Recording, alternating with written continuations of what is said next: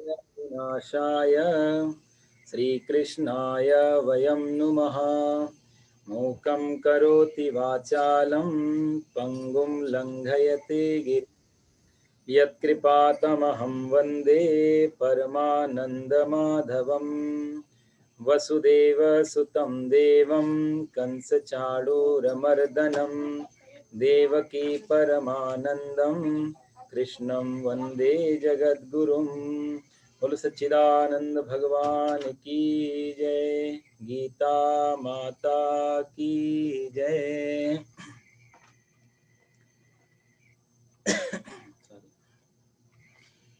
तो पिछली बार हम लोगों ने 9 अध्याय पूरे कर लिए थे जी पंडित जी। और 10वें अध्याय में आज हम प्रवेश करेंगे जी।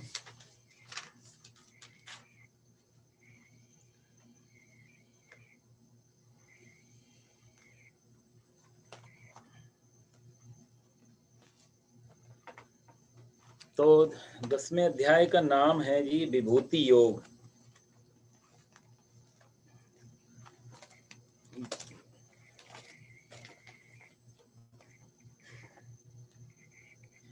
ओम श्री परमात्मने नमः। अथ 10मोऽध्यायः। श्री भगवानुवाच भूय एव महाबाहो शृणु मे परमं वचः यत्तेऽहं प्रीयमाणाय वक्ष्यामि हितकाम्यया। न मे विदुः सुरगणाः प्रभवं नाम हर्षयः अहमादिर्हि देवानां महर्षीणां च सर्वशः। यो मामजमनादिं च वेत्ति लोकमहेश्वरम् असम्मूढः समर्थेषु सर्वपापैः प्रमुच्यते। तो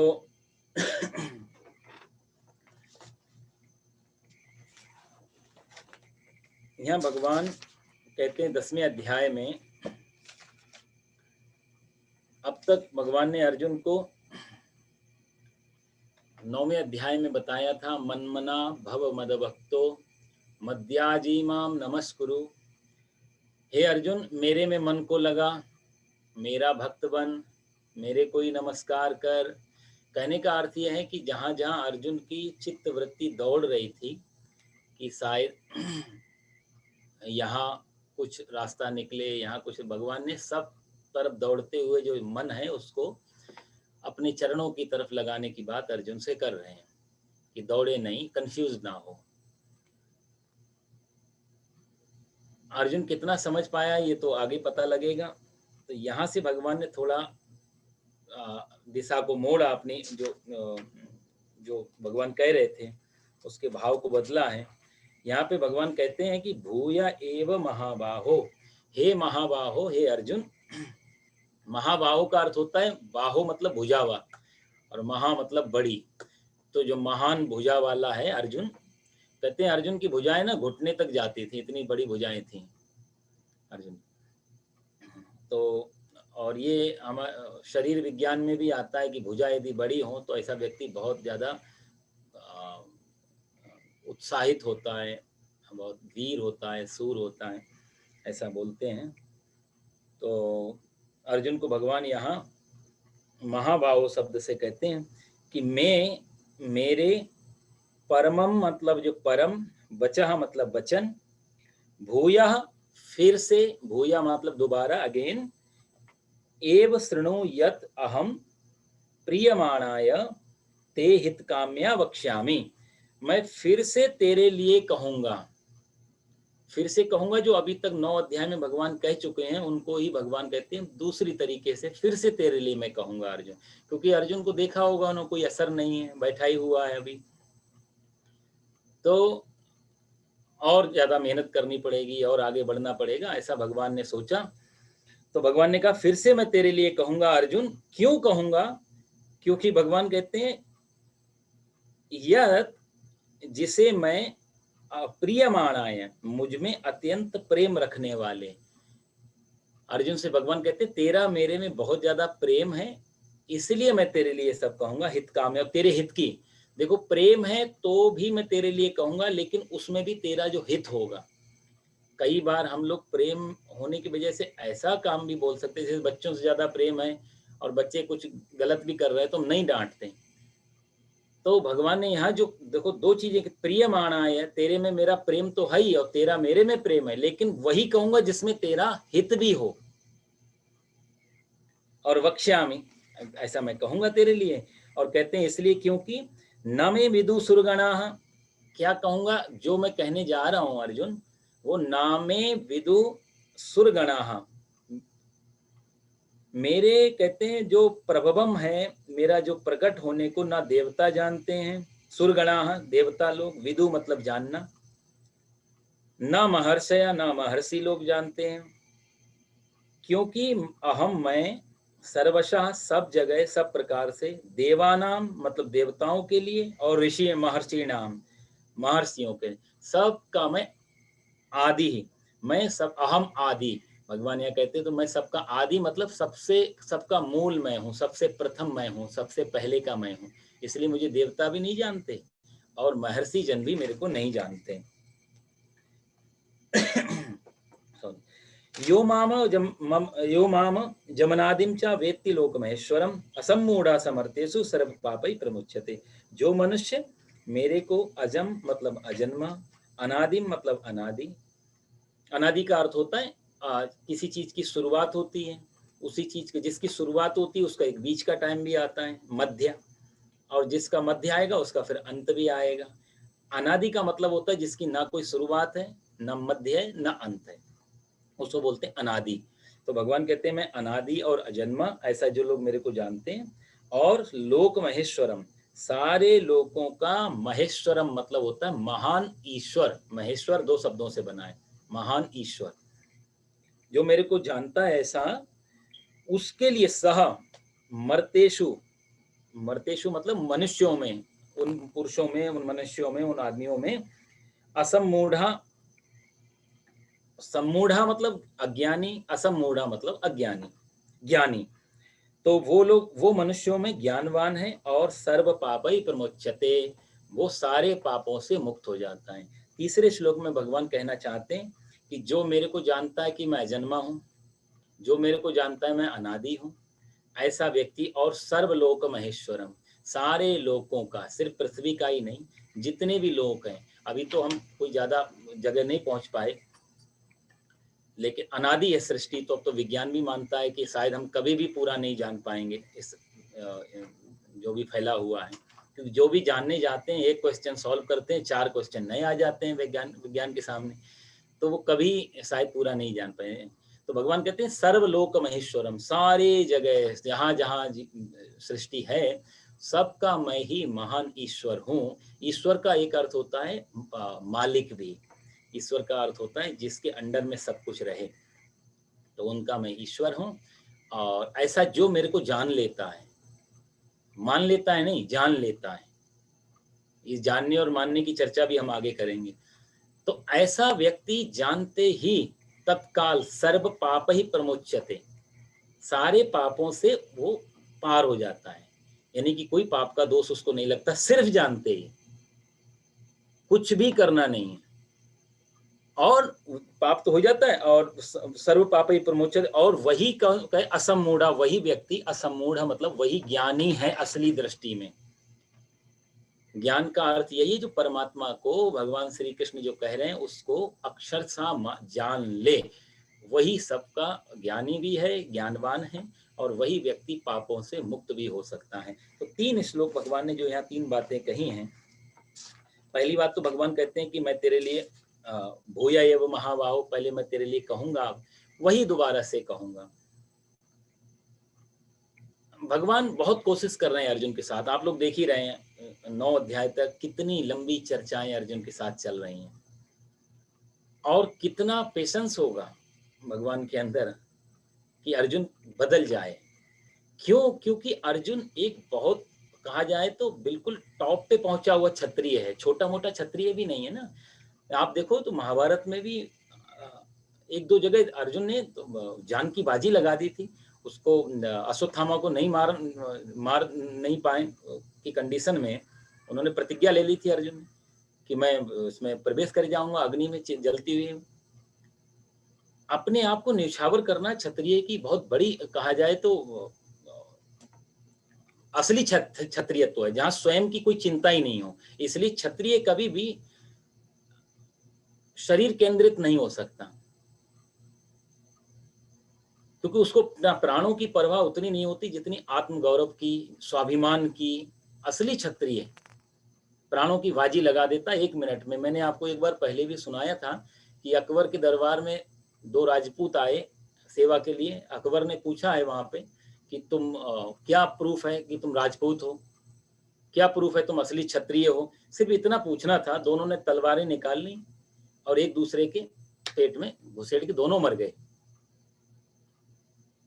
तो बीरबल से पूछा ये सब क्या हुआ, तो बीरबल ने कहा कि कभी अकबर, कभी राजपूतों से ये मत पूछना कि तुम्हारी क्या पहचान है कि तुम राजपूत हो, कभी उनसे प्रमाण मत जानना। इससे बड़ा क्या प्रमाण देंगे, तुमको तो मार नहीं सकते, कि तुम्हारे पास तो नौकरी मांगने आए। किसी बिना उसको भी नहीं मार सकते जिसने कुछ गलत नहीं किया, निरपराध को भी, तो अपना ही बचे स्वयं। तो अर्जुन कहा जाए तो बहुत पहुंचा हुआ क्षत्रिय है, शुद्ध क्षत्रिय जिसे कहा जाए। तो जब भगवान ने उसकी वो क्वालिटी देख करके इतनी मेहनत कर रहे हैं, नहीं तो और कोई होता तो शायद भगवान भी छोड़ देते। गीता लंबी जाएगी, जब तक अर्जुन को क्लियर नहीं कर देंगे भगवान छोड़ेंगे नहीं। असली गुरु की पहचान भी यही होती है कि शिष्य को जो साध लेता है, थोड़ी मेहनत करनी पड़ती है। तो जहाँ इतना सहनशीलता हो और जहाँ इतनी करुणा हो, जहाँ इतना एक जिम्मेदारी का पद है भगवान का कि नहीं, मैंने तेरी रथ की तो डोर संभाली है, तेरे जीवन की डोर भी मैं संभालूंगा, छोड़ूंगा नहीं। तो इसलिए भगवान फिर से वही बात कहते हैं, अर्जुन तेरे लिए मैं दोबारा फिर से वही बात दोहराऊंगा, कारण कि मेरा तेरे प्रति और तेरा मेरे प्रति अतिशय प्रेम है। प्रियमाणाय, बहुत प्रेम है दोनों में। इसलिए तेरे हित की कामना से मैं तेरे को परमम बचा, परम वचन मैं तेरे लिए कहूंगा। ये परम वचन का अर्थ होता है, देखो साहब, 2 तरीके की हम लोग भाषाएं बोलते हैं, या तो हम सत्य बोलते हैं या हम असत्य बोलते हैं। परम वचन दोनों से हटके है, या तो हम झूठ बोलेंगे या सच्ची बोलेंगे, 2 ही तरीके की चीजें हैं। परम वचन जो कहा जा रहा है वो ना सत्य में आता है ना असत्य में आता है, क्योंकि ये कारण और भी है। सत्य जब हम बोलते हैं आज, हो सकता है कल को वो असत्य हो जाए, और जो आज असत्य है वो हो सकता है कल सत्य हो जाए। आज से 200-400-500 साल पहले आदमी कल्पना करता था कि हम उड़ सकते हैं। कहानियों में सुना देता था एक परी थी, वो उड़ती थी, बड़े बड़े पर थे। बड़ा होके बच्चा भी जानता था, कहा कि कहानी सुनाई नानी ने, ये तो कोई उड़ने वाली तो कल्पना है सिर्फ। पर आज जो आज से 200 साल पहले असत्य था वो आज सत्य हो गया। और मजे की बात, आज जो सत्य है वो सत्य ही रहेगा, ये भी गारंटी नहीं है। देखो साहब, आप लोग सब पढ़े लिखे लोग हैं यहाँ पे। न्यूटन ने जो कहा था उस जमाने में जो सत्य था, वो सत्य आइंस्टाइन के लिए नहीं पूरा बैठेगा। आइंस्टाइन का सत्य कुछ और होगा। दोनों हैं एक ही लाइन पे, परंपरा में जुड़े हुए हैं, पर न्यूटन के लिए जहां तक सत्य है और जो असत्य हुआ, आइंस्टाइन की तुरंत डेफिनेशन बदल जाएगी सत्य सत्य में। तो ये सारा समाज में भी और विज्ञान में भी सब जगह सत्य असत्य परिवर्तित होते रहते हैं। मनुस्मृति ने, मनु महाराज जी ने बहुत सुंदर किताब लिखी, मनुस्मृति बहुत अच्छी किताब है। आज के लिए भी उपयोगी है, लेकिन आज बहुत प्रश्न चिन्ह लगाते हैं लोग। मनु महाराज ने ऐसे कहा, मनु महाराज ने जब वो किताब लिखी मनुस्मृति, उस समय का जो परिवेश था, उस समय की जो परिस्थितियां थी, सामाजिक व्यवस्थाएं थी, बिल्कुल ठीक थी उस समय। अब उसमें से कुछ चीजें यदि ऊपर नीचे हो भी रही तो मनु महाराज का थोड़ा ना गलत है। मनु महाराज आज यदि होते तो शायद मनुस्मृति थोड़ी अलग से लिखते। बड़े क्वेश्चन लोग उठाते हैं मनुस्मृति को लेकर, उनको उसमें लगता है कि हम बड़े धार्मिक हो गए, देखो मैं मनु महाराज जी की गलतियां पकड़ में आ रही हैं। मनु की गलती पकड़ के हम अपनी बुद्धि का पैमाना नापते हैं, लेकिन जो मनु ने लिखा, कितना विचार किया होगा मनु महाराज ने लिखने के लिए, कितना सोचा होगा। कितने, एक अंबेडकर को वो लिखने के लिए आज हम उनको कितना सम्मान दे पाते हैं। मनु महाराज जी भी हमारे संविधान लिखने वाले थे उस समय, जो समाज का संविधान था। ठीक है, आज की परिस्थिति अलग बदल गई, तो चीज़ें थोड़ी ऊपर-नीचे करनी पड़ती हैं और हम लोग वैसे क्या करते नहीं। बहुत सारी चीज़ें अमेरिका में पूजा अलग ढंग से होती है, इंडिया में पूजा अलग ढंग से होती है। यहाँ कोई भी पूजा करने जाए तो 1 घंटे से ज़्यादा टाइम नहीं लगता, शादी-विवाह, गृह-प्रवेश सब 1 घंटे, सवा घंटे में हो जाते हैं। इंडिया में वही जनेऊ कराने जाओ तो पूरा दिन लगता है, बल्कि अब 3-3 दिन लग जाते हैं उसमें। कोई क्वेश्चन नहीं करते बल्कि यहाँ उल्टा बोलते हैं, जल्दी कर दिया तो और बढ़िया पंडित जी हैं, लेट लतीफ़ किया तो गड़बड़ है फिर। तो कहने का अर्थ है कि जो धार्मिक परंपराएँ हैं, जो रिचुअल्स हैं, वो उँगली उठाने जैसे नहीं हैं। हाँ, उसको पूरा जानें, समझें और परिस्थिति को देखें, कब लिखा गया, किस समय लिखा और उस समय की परिस्थिति से वो मैच कर जाए तो आदमी बिल्कुल ठीक है लिखने वाला, फिर ऑथर में कोई कमी नहीं। तो कहने का अर्थ ये है कि भगवान जो अर्जुन से कहते हैं परम वचन, तो सत्य हमेशा बदलता रहता है। जो ये हमारा आपका सत्य की बात कर रहा हूँ, ये परमात्मा जो सच्चिदानंद है उसकी बात नहीं है। ये हमारा जो सामाजिक जो सत्य है, जो भौगोलिक सत्य है हमारी पृथ्वी का, वो सदा बदलेगा, वो एक जैसा नहीं रहेगा।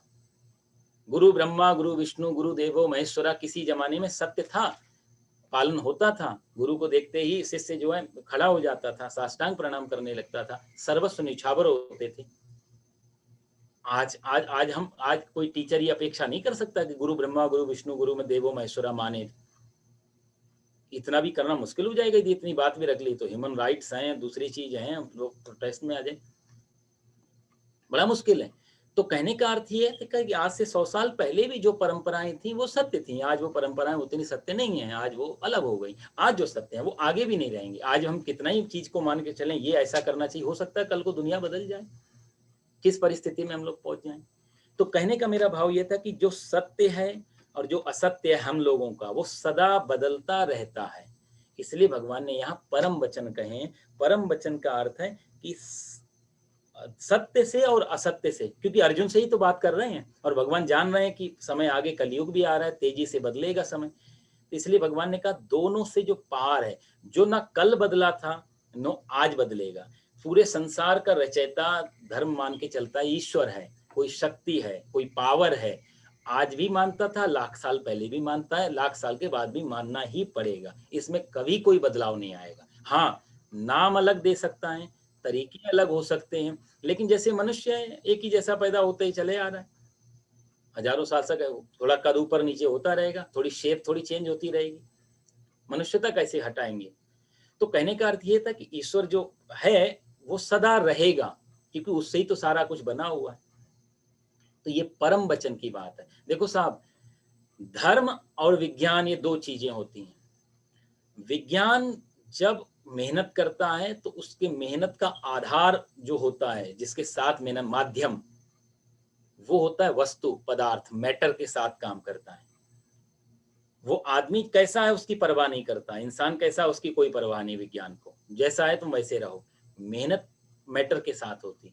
धर्म जब भी मेहनत करेगा वो पदार्थ को छोड़ देगा। वो कहेगा बाहर का पदार्थ से कोई लेना देना नहीं, ऐसे ही रहेगा। एक पत्थर है, पत्थर ही बना रहेगा, कोई फर्क नहीं पड़ता। वो इंसान के साथ मेहनत करता है धर्म। तो धर्म और विज्ञान के यही रास्ते, एक मैटर के साथ स्ट्रगल कर रहा है, धर्म व्यक्ति के साथ स्ट्रगल कर रहा है। उसके लिए पदार्थ बेकार की चीजें हैं, वो सिर्फ हमारी सुख सुविधाओं के लिए हैं, उनका कोई ज्यादा मूल्य नहीं है धर्म की नजर में। इसलिए आप चांद और मंगल पे जाएंगे तो भी धार्मिक हो जाए जरूरी नहीं है, लेकिन आप अपने भीतर चले गए, धार्मिक हो गए। तो धर्म का सबसे बड़ा जो मेहनत है, सबसे बड़ी जो कर्तव्य धर्म का, वो है व्यक्ति का परिवर्तन कर देना। तो असली धार्मिक यदि कोई है तो उसका अपना स्वयं का परिवर्तन, तब वो धर्म की रास्ते में प्रवेश करता है। तो भगवान यहाँ जो परम वचन कहेंगे, वो कहते हैं ना, अर्जुन ये जो मैं तेरे से कहने जा रहा हूँ, ये ना पहले बदले हैं, ना अभी बदले हैं, और ना ही आगे बदले जाएंगे। और तेरे से क्यों कह रहा हूं मैं अर्जुन? क्योंकि प्रियमाणाय, तेरे में मेरा प्रेम। देखो साहब, जहां प्रेम होगा वहां फिर कुछ छुपाया नहीं जा सकता, वहां हृदय को उल्टा कर दिया जाता है घड़े की तरह। इसलिए भगवान ने परमम बचा शब्द लिया, क्योंकि अर्जुन से इतना प्रेम है कि अब कुछ भी छुपाना नहीं। कई बार पुराने समय में गुरु लोग भी योग्यता पात्रता के हिसाब से विद्याएं देते थे। कितना झेल पाएगा ये, उसको उतनी ही विद्या दी जाती थी। क्योंकि ज़्यादा कुछ दे दिया और नहीं झेल पाया, अभिमान आ गया तो, शक्ति का दुरुपयोग कर दिया तो एक ही क्लास में पढ़ने वाले बच्चों के लिए भी अलग-अलग टाइप थे गुरु के। यहाँ भगवान कहते हैं प्रियमाणा है, जहाँ प्रेम आ गया तो फिर कोई योग्यता पात्रता नहीं देखी जाती, फिर सीधा जो है वो परमात्मा दे देता है। तो प्रेम में छुपाव नहीं होता, प्रेम में कोई कंजूसी नहीं होती। तो भगवान कहते हैं प्रियमाणाय तेरे पे तुमसे मेरा प्रेम है, इसलिए सोच विचार भी नहीं करते हैं वहां पे। सोच भी देखो साहब, जहां सोच विचार भी आए वहां भी समझ लो प्रेम नहीं है, अटैचमेंट है, एक लगाव है।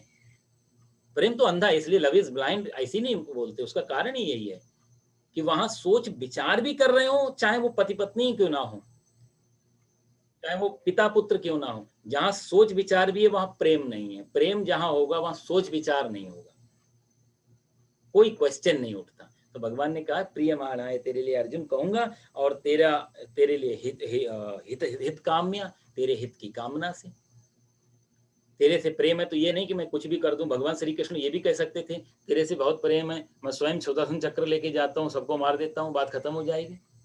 आप देखो ना, भगवान के पास तो पूरी सामर्थ्य है, और उन्होंने उठाया भी सुदर्शन चक्र। जब पितामह भीष्म ने परेशान कर दिया, मजबूर कर दिया, भगवान ने चक्र उठाया, लेकिन चलाया नहीं।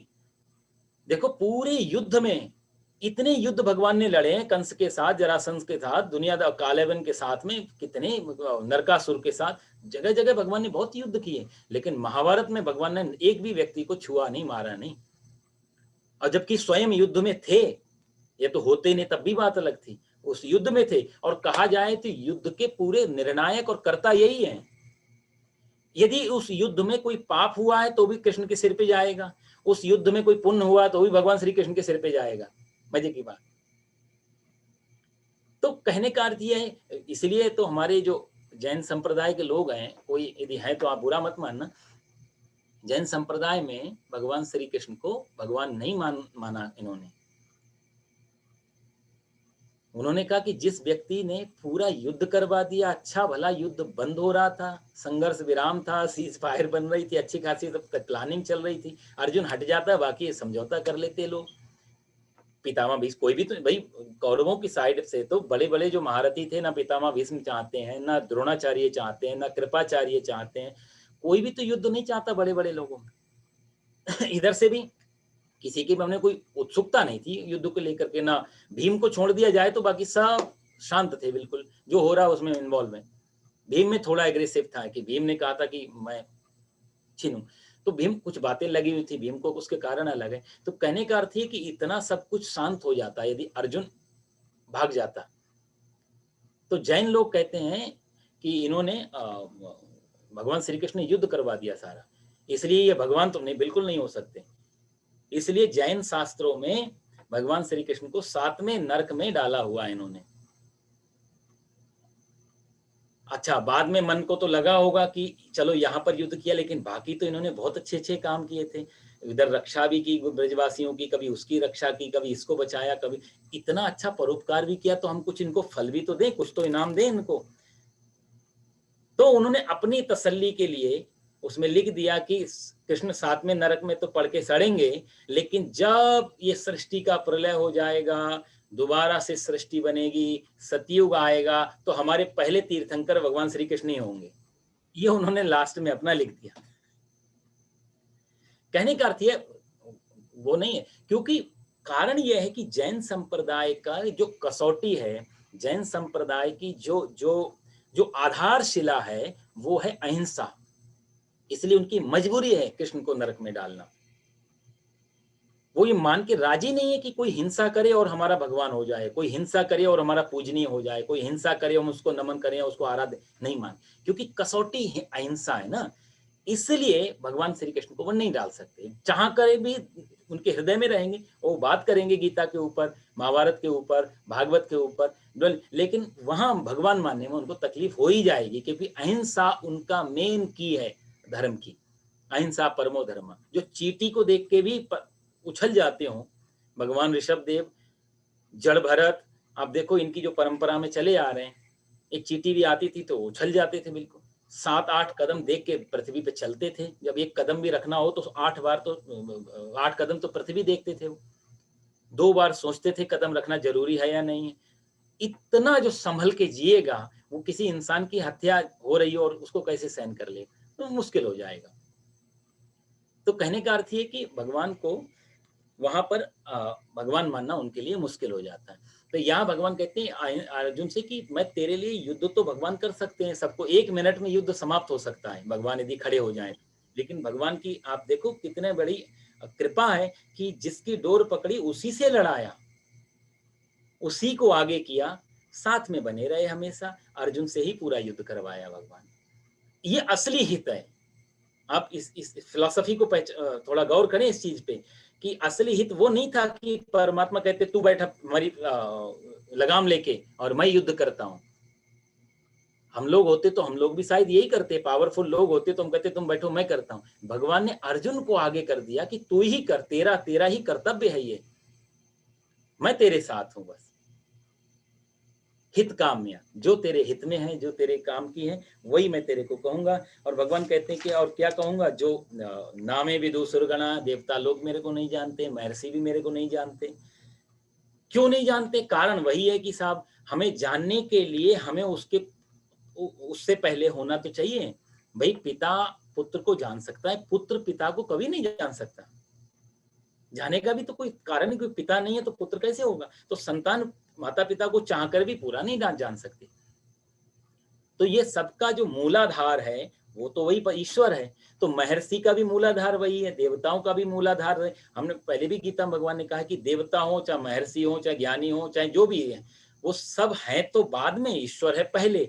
इसलिए पहले पूरे को, अपने से पूर्वज को जो पूरा जानना हो तो हम दो होकर के नहीं जान सकते।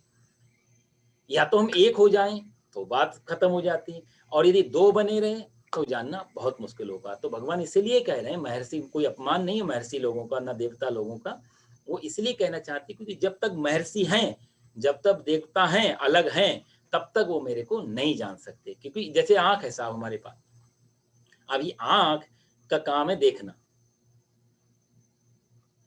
90 डिग्री से पूरा हमारा आंख देख लेती है सब तरफ। लेकिन आंख में ही कुछ पड़ा हो तो आंख आंख को कैसे देख पाएगी?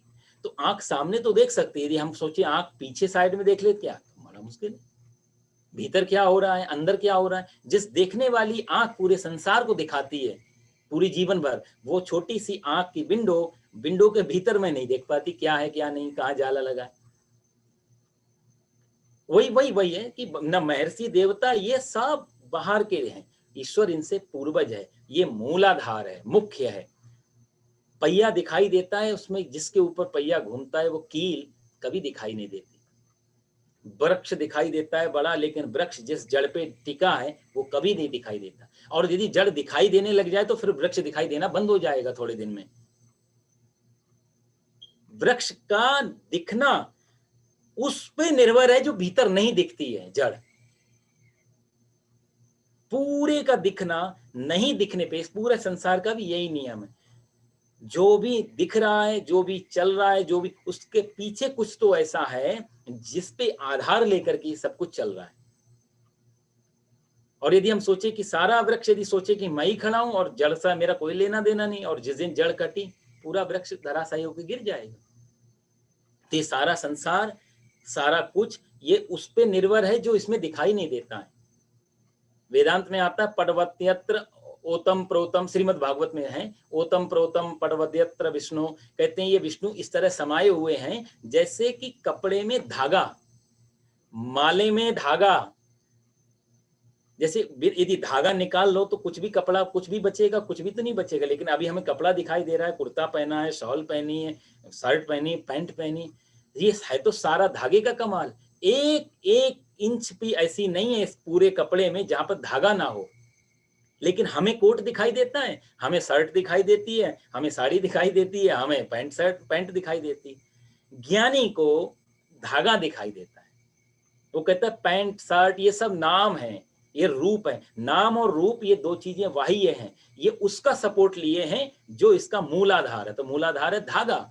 धागा खींचते ही सारा वस्त्र उसी समय खत्म हो जाएगा। संसार नाम और रूप में दिख रहा है, मेरा नाम ये, आपका नाम ये, मेरी शक्ल ऐसी, आपकी शक्ल ऐसी, लेकिन इसके पीछे जो धागा रूप परमात्मा पिरोया हुआ है, उसी का सारा आधार है।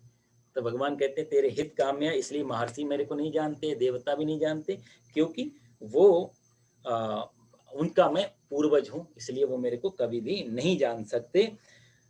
और अगले में भगवान कहते हैं कि यो माम जमनादिम चा, जो मेरे को अजन्मा जानते हैं, अनादि जानते हैं। साफ अनादि अजन्मा होगा ही, क्योंकि उसका भी यदि जन्म हो जाए तो फिर उसने किसी न किसी से तो जन्म लिया होगा, फिर उसका जन्म होगा, फिर उसका जन्म होगा, तो ऐसा तो ये चक्कर तो चलता रहेगा। तो परमात्मा को विज्ञान तो कहता है, यदि विज्ञान से पूछे परमात्मा क्या है, तो वो कहेगा अस्तित्व, एग्जिस्टेंस।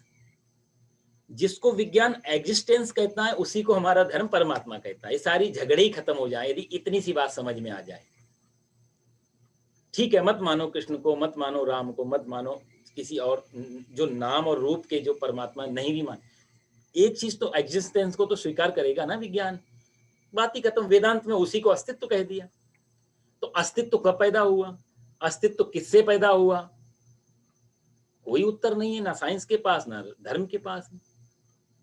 तो भगवान उसी के बारे में कह रहे हैं कि मैं अजन्मा। क्योंकि अर्जुन तो पूछ सकता था, भगवान आप तो कहते हो आप अजन्मा हो, अनादि हो, पर मैं तो देख रहा हूं कि आपकी उम्र तो है ही अभी 40-50 साल की,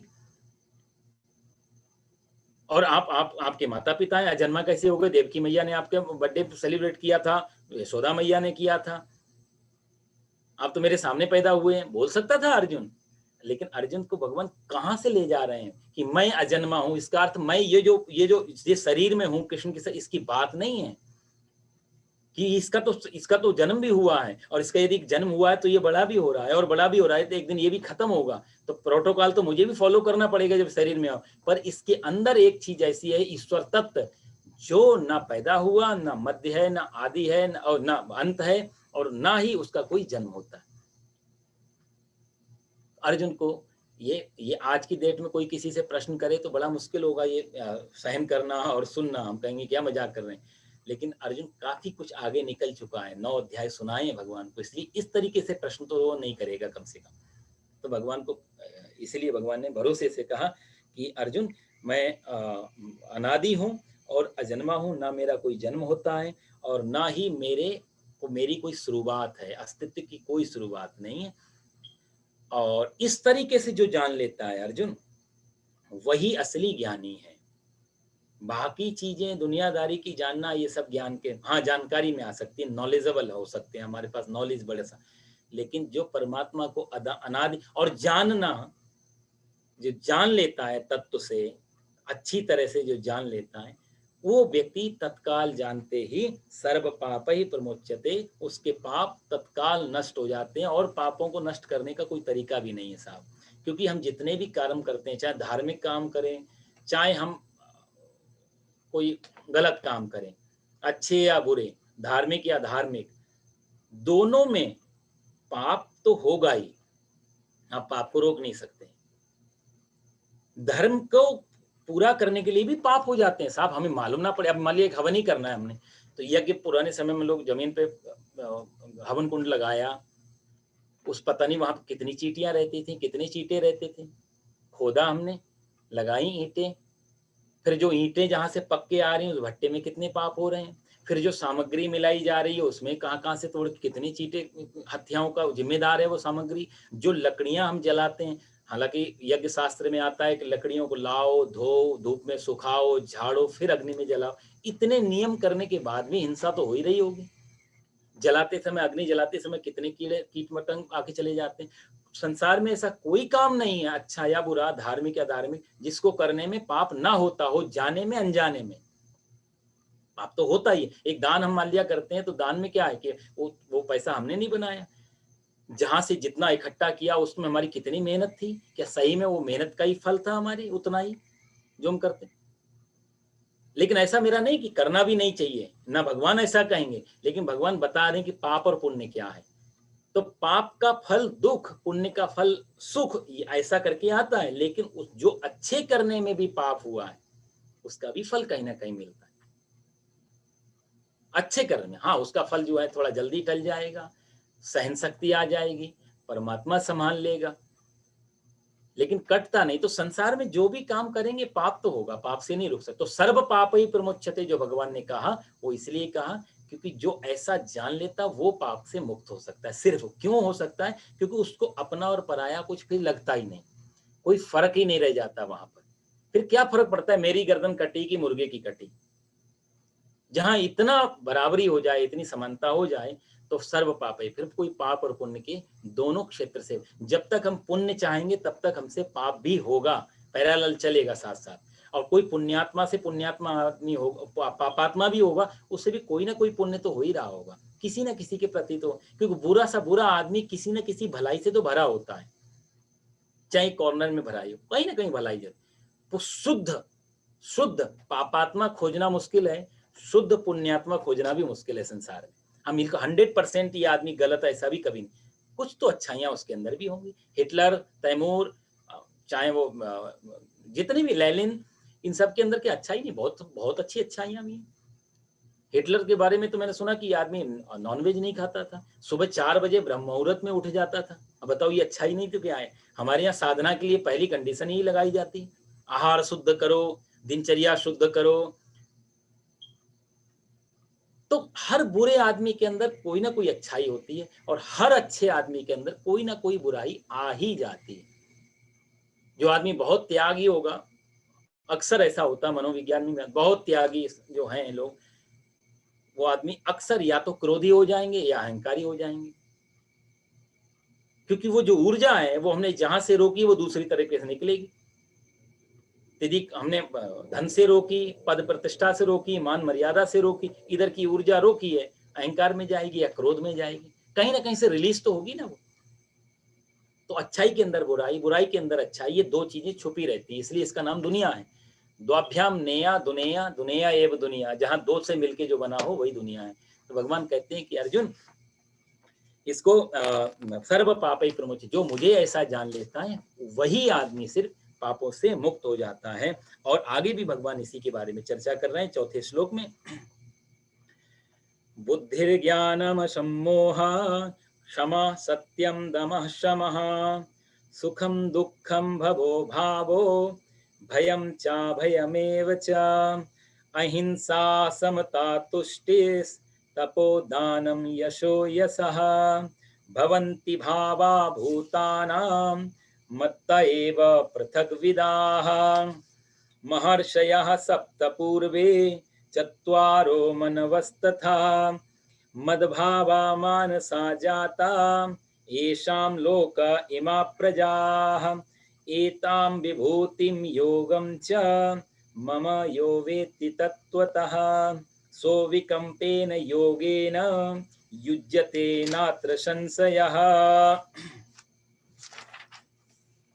अहं सर्वस्य प्रभवो मत्तः सर्वं प्रवर्तते इति मत्वा भजन्ते मां बुधा भाव समन्विताः, मच्चित्ता मद्गतप्राणा बोधयन्तः परस्परं, कथयन्त्यश्च मां नित्यं तुष्यन्ति च रमन्ति च, तेषां सततयुक्तानां भजतां प्रीतिपूर्वकं, ददामि बुद्धियोगं तं येन मामुपयान्ति ते, तेषामेवानुकम्पार्थ अहम् अज्ञानजं तमः नाशयाम्यात्मभावस्थो ज्ञानदीपेन भास्वता।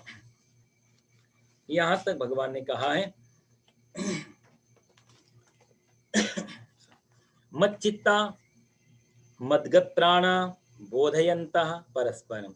आगे भगवान बताते हैं कि मत चित्ता, जो चित्त मतलब जो मेरा अपना मन, अपना चित्त। ये जो चित्त शब्द है ना, ये मन और बुद्धि के बाद की अवस्था होती है।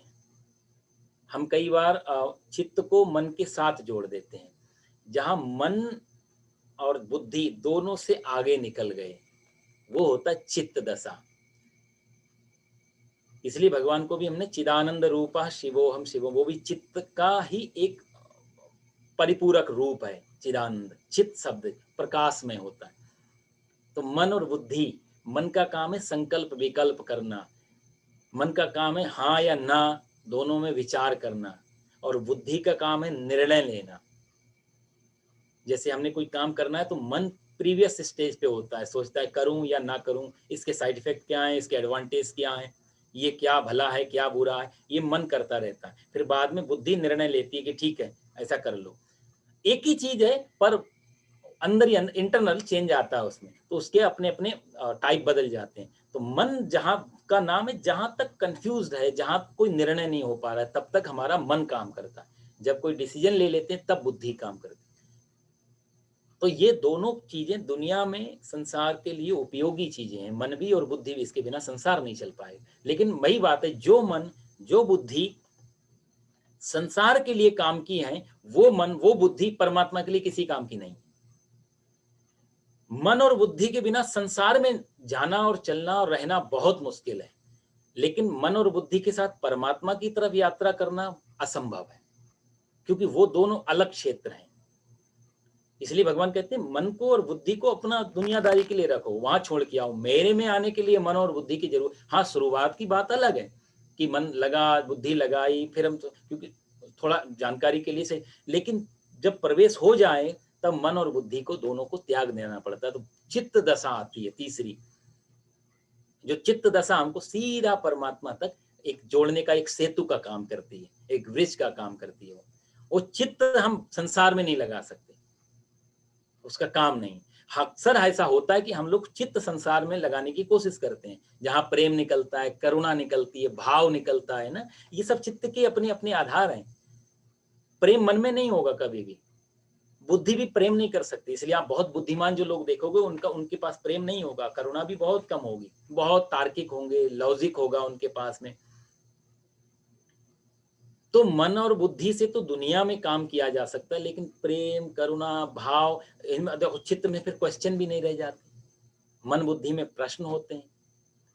तो बुद्धिमान व्यक्ति का प्रवेश दुनिया में तो सफल है वो, लेकिन उस बुद्धिमान व्यक्ति का परमात्मा के यहाँ वो बेकार हो जाएगा, क्योंकि बुद्धि और मन ये दोनों जुड़े हुए कहीं ना कहीं क्वेश्चन तो निकालेंगे ना। और जहां प्रश्न है, जब तक देखो अर्जुन भी जब तक प्रश्न करेगा तब तक गीता चलेगी, क्योंकि वो मन और बुद्धि के लेवल पे बात कर रहा है। मन और बुद्धि, या तो मन से काम ले रहा है या बुद्धि से काम ले रहा है। और भगवान यहाँ क्या कह रहे हैं, मत चित्ता, अर्जुन तू मन बुद्धि को साइड में रख, मत चित्ता, मेरे में चित्त को लगा। तो जब चित्त लगाने की बात आती तब परमात्मा की यात्रा असली में शुरू होती है। क्योंकि मन मन देखो, हम लोग जो दुनिया में कहते हैं ना, दो चीजें पहले भी मैंने आपको बताया, एक दिल एक दिमाग। दिमाग मतलब बुद्धि, और दिल मतलब चित्त, जिसकी भगवान बात कर रहे हैं, हृदय। तो दिल और दिमाग दो चीजें होती हैं। भगवान ने दो चीजें देके संसार में अपन लोगों को भेजा, दिल भी दिया दिमाग भी दिया। दिल मतलब एज ए ऑर्गन वाला दिल नहीं, जहां करुणा रहे, प्रेम रहे। तो ये कहा, शास्त्र भी कहते हैं कि जो बुद्धि दी, जो दिमाग दिया, वो संसार में व्यवहार करने के लिए दिया, और जो दिल दिया वो परमात्मा में लगाने के लिए दिया। ये दो प्रोटोकॉल बना करके संसार में भेजा गया। हम लोगों ने आके यहाँ उल्टा कर दिया। संसार में आके, संसार में तो लगाया दिल, ये मेरा ये मेरा ये मेरा ये मेरा, यहाँ सब दिल फंसाए। और परमात्मा में लगाया दिमाग, यदि थोड़ा टाइम हुआ तो, कि सही में भगवान है, सही में ऐसा हुआ था, ऐसा क्यों होता है। भगवान में दिमाग, दुनिया में दिल, दोनों उल्टा कर दिया तो सारा जीवन दुखी, नहीं तो क्या होंगे फिर। या तो गाड़ी में आगे पहिया पीछे लगाना मुश्किल हो जाता है, गाड़ी ढंग से नहीं चल पाती। तो ये इतना उल्टा पुल्टा पहिया लगा दिया, दिल का पहिया लगा दिया दुनिया में और दिमाग का पहिया लगा दिया परमात्मा में, तो फिर कैसे ढंग से सारी अलाइनमेंट जो है सब हमने गड़बड़ कर ली उसकी। अब तो भगवान का, और या फिर जब दिल टूटता है या कोई कष्ट होता है, तब हम कहते हैं हमारा तो हमको बड़ा भरोसा था आप पे, आपने तो दिल ही तोड़ दिया। तो फिर शास्त्र हमारे सदा से कहते आ रहे हैं, दिल दुनिया में लगाने के लिए है ही नहीं, दिमाग से काम लो यहाँ पे। तो दिमाग हम परमात्मा में लगाते हैं। भगवान यहाँ कहते हैं मत चित्ता मत गत प्राणा, अर्जुन मेरे में चित्त को लगा, मेरे में प्राणों को, मेरे में ही प्राणों को लगा। बोधयंता परस्परम कथयंच माम नित्यम तुष्यंती च रमंती च, मेरे मुझ में चित्त वाले मदगत प्राणा, मेरे में प्राणों को अर्पण करने वाले। अर्पण करने का अर्थ ये नहीं प्राणों की कि हम उनके चरणों में अपनी बलि दे दें।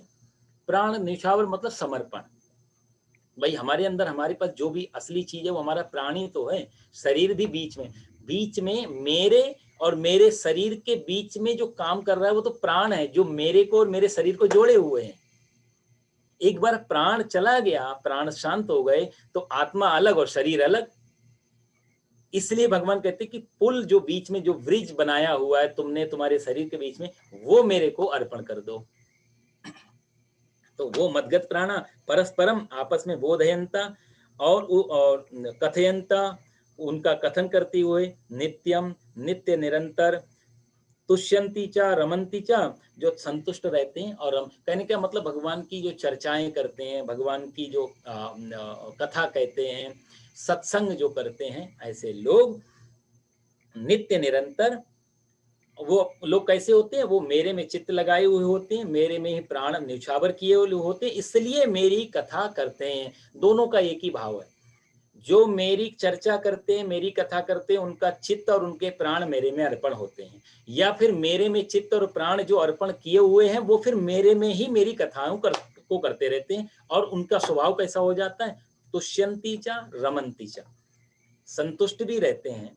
तुष्यंती और रमंती मतलब आनंद पूर्वक रमण करते हैं, आनंद पूर्वक जो है प्रेम करते हैं, रहते हैं। ये रमंती शब्द भी बहुत अच्छा है। राम शब्द जो बना ना, रमंती से बना। रमंती का होता रमना, जगह जगह हर चीज में रमा हुआ, कहते हैं ना, जो हर जगह रमा हुआ है, हर जगह फैला हुआ है, हर जगह कण कण में जो रमा है, वही तो राम है। राम शब्द ये जो दशरथ के भगवान जन्म लेकर के आए वो नहीं, वो राम शब्द जो है ये दशरथ के पुत्र से भी पुराना नाम है, तभी तो दशरथ के पुत्र को मिला। यदि दशरथ जी के पुत्र के कारण राम होते तो फिर बात ही अलग हो जाती। राम शब्द तो पुराना होगा ना कम से कम, तभी तो दिया गया।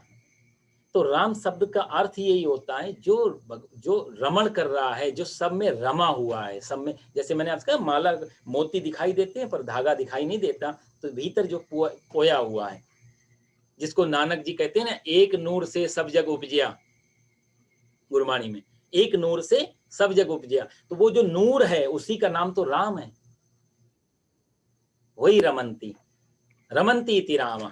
जो रमण करे, जो सब चीज में सूक्ष्म रूप से विराजमान हो, वही राम है। भगवान कहते हैं उस ऐसे ईश्वर को, ऐसे ऐश्वर्य को जो व्यक्ति तत्व से जानता है, कथयंत माम नित्यम, बोधयंता परस्परम, वो सब जो जानते हैं वो आपस में फिर मेरी कथा करने लगते हैं। मेरी कथा करते हुए मेरे में ही अपने प्राणों और चित्त को अर्पण करके आनंद पूर्वक जीते हैं, आनंद पूर्वक जीते हैं। और भगवान आगे कहते हैं कि तेसाम सतत युक्तानाम भजताम प्रीति पूर्वकम ददामि बुद्धि योगम तम येन मापु पयांति ते। और मैं ऐसे लोगों को, उन सतत युक्ता नाम, वो निरंतर रूप से मेरे में जो लगे हुए लोग हैं, जिन्होंने अपना चित्त मेरे में लगाया हुआ है, अपना प्राण मेरे में लगाया हुआ, जो मेरे समर्पित भाव के लोग हैं, उनको मैं प्रीति पूर्वकम, प्रेम से जो मेरा भजता मतलब भजन करते हैं, मैं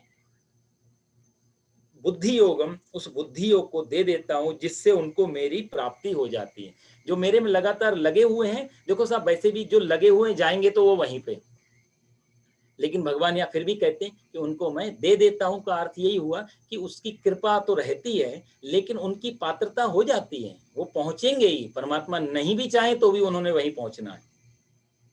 पानी चाहे या नहीं चाहे, लेकिन गर्म यदि कर दिया तो भाप तो बनेगा वो। तो जो आदमी इसमें लगा हुआ है, जिसमें, जिसका चिंतन में है, जिसका चित्त वहां लगा हुआ है, देखो चित्त शब्द से चिंतन शब्द भी आया ना, तो चिंतन चित्त की अवस्था, जिसका सदा चिंतन उसी में है, जिसने अपने आप को न्यौछावर कर दिया है, फिर उसकी तो यात्रा उसी दिशा में जाने वाली है। परमात्मा फिर भी कहते हैं उनको मैं बुद्धि योग देता हूं जिससे उस बुद्धि योग से वो मेरी प्राप्ति कर पाते हैं। भगवान अर्जुन से ये क्यों कह रहे हैं दोबारा से? होता क्या है साहब, अर्जुन को भी अभी ऐसा नहीं लगता, बीच में थोड़ा डोल रहा है अर्जुन, कंफ्यूज्ड है, क्योंकि पूरी तरीके से भगवान यदि मान ले तो फिर क्वेश्चन नहीं रह जाता ना। क्वेश्चन तब निकलता है जब हमें सामने वाले पे कुछ डाउट हो या अपनी बुद्धि पे ज्यादा भरोसा हो, तभी तो क्वेश्चन निकलता है कोई चीज पे। हम किसी बाहर को कोई व्यक्ति, हिमालय नासा वालों ने आज कुछ बोल दिया तो भरोसा कर लेते हैं, क्योंकि हमें तो कुछ जानकारी नहीं उस बारे में, और वो लोग होकर के आ रहे हैं तो वो जो स्टेटमेंट देंगे उसको हम सत्य बोल देंगे। तो कहने का अर्जुन अर्जुन इतना भी भरोसा नहीं कर पाया पूरी तरीके से। भगवान वो मान रहा है सब, क्योंकि आगे कहेगा वो अर्जुन यही बातें, लेकिन फिर भी अर्जुन को 100% नहीं है, क्योंकि 100% होने के बाद क्वेश्चन नहीं रहता। इसलिए भगवान बार बार कहते हैं जो लोग मेरे में सब प्राण अर्पण किए, मेरे में चित्त लगाए, वो मेरी कथा करते हैं, मेरी बातें करते हैं, मेरे को ही प्राप्त हो जाते हैं, उनको मैं बुद्धि योग देता हूँ। सब बातें भगवान दलीलें दे रहे हैं, क्योंकि अर्जुन को 100% लाना चाह रहे हैं। नहीं, अभी तक अर्जुन 100, और हम अर्जुन क्या, हम लोग भी तो साहब कितना 100% हो पाते हैं मंदिर में पहुंच के? क्या सही में हमें लगता है यहाँ भगवान का घर है, क्या भगवान है? क्या हम वही चर्चाएं करते हैं मंदिरों में? बड़ा मुश्किल। भगवान श्री कृष्ण जब आए तब भी लोगों ने पूरा स्वीकार नहीं किया उनको, और इसलिए थोड़ा अब मूर्ति पूजना, मंदिर जाना बहुत आसान काम है। परमात्मा जब साक्षात उतर के आए और तब उसको परमात्मा मान लेना, तब मत चित, ये भगवान जो अर्जुन से उस समय लाइव बात कर रहे हैं, ये बाद में अर्जुन कर सकता था। यदि कोई मूर्ति सामने रख देती तो सारी वो प्रणाम भी कर लेता, लेकिन अभी उसको कष्ट हो रहा है थोड़ा सा। जब भगवान साक्षात उतरे हैं और तब चित्त को लगाना, तब प्राणों को अर्पण करना, तब समर्पण होना जिंदा के सामने थोड़ा मुश्किल, क्योंकि अपना भी तो ईगो है ना, हर किसी का छोटा छोटा। एक छोटे बच्चे का भी ईगो होता है, हम लोग तो बड़े बड़े लोग सब ज्ञानवान है, बुद्धिमान है। जब जब परमात्मा, देखो साहब, रामायण की कथा में आता है, आप सब लोग जानते हैं, भगवान श्री राम इस धरा पे थे, रावण को मारा, मेघनाथ को मारा, कुंभकर्ण को मारा, लंका विजय की, पुल बना, इतने बड़े बड़े भगवान श्री राम ने कार्य कर लिए। माता सीता 4 साल रावण के यहाँ रही, मोर देन 40 ईयर रही, और वहां रह करके वापस आई। अग्नि परीक्षा हो गई, इससे बड़ी क्या बात, अग्नि परीक्षा ले ली गई। उसके बाद भी अयोध्या के आने पर भी एक धोबी, उसी राज्य का धोबी, यदि लंका का होता तो भी मान लेते, चलो अब दूसरे देश का था, उसी अयोध्या का धोबी और माता सीता पे क्वेश्चन उठाता है। जब प्रभु राम पधारे हैं, माता सीता पधारी है, करुणा अवतार का मतलब होता है कि करुणा करके अवतरण, नीचे उतरा परमात्मा, और तब हमको भरोसा नहीं होता। ये कथा जो है, ये सिर्फ कथा ही नहीं है, बड़ा ये इसमें लॉजिक छुपे हैं कि परमात्मा जब स्वयं आता है तब भी हम कई बार बुद्धि को बीच में डालते हैं कि है या नहीं है, प्रूफ करने के लिए। मेरे को एक कहीं मैं कहानी पढ़ रहा था, एक रसिया में बहुत बड़ा एक दार्शनिक हुआ, उसका नाम था दोस्तोवस्की। तो दोस्तोवस्की ने एक किताब लिखी है, उसका नाम है द ब्रदर्स कर्माजोव करके। द ब्रदर्स कर्मा, आप लोग देखना उसमें। तो जब द ब्रदर्स कर्माजोव में बहुत सारी पोएम है, उस पोएम में उसने एक पोएम लिखी है, the grand inquisitor, the grand inquisitor, महान जिज्ञासु करके, ये उसने किताब लिखी है। उसने कटाक्ष, वो थोड़ा सा आलोचक रहा, तो उसका एक उपन्यास और भी था, द क्राइम एंड पनिशमेंट करके, वो भी बहुत अच्छा पढ़ने लायक है। तो उसने ये थोड़ा कटाक्ष किया है। उसने कहा कि 1800 साल के बाद जीसस दोबारा इस पृथ्वी पे आए, और उन्होंने बोला लोग मेरी इतनी पूजा कर रहे हैं, अब तो पृथ्वी का 3 भाग मेरे ही हो चुके हैं।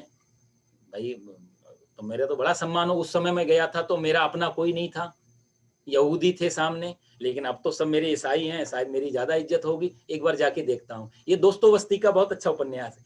तो जीसस कहते हैं 1800 साल के बाद वापस इस पृथ्वी पे आए, और चर्च के सामने आकर के खड़े हो गए पेड़ के नीचे, सेम वेश बना के। चर्च में प्रार्थना चल रही थी, और प्रार्थना के बाद लोग जब उससे निकले चर्च से, उन्होंने देखा पेड़ के नीचे जीसस जैसा व्यक्ति खड़ा है, तो लोगों ने बड़े ताली बजाई कि क्या अच्छा तुमने स्वांग रचा है, तुम तो बिल्कुल जीसस की तरह लगते हो, बड़ा अच्छा तुमने रूप बनाया ये।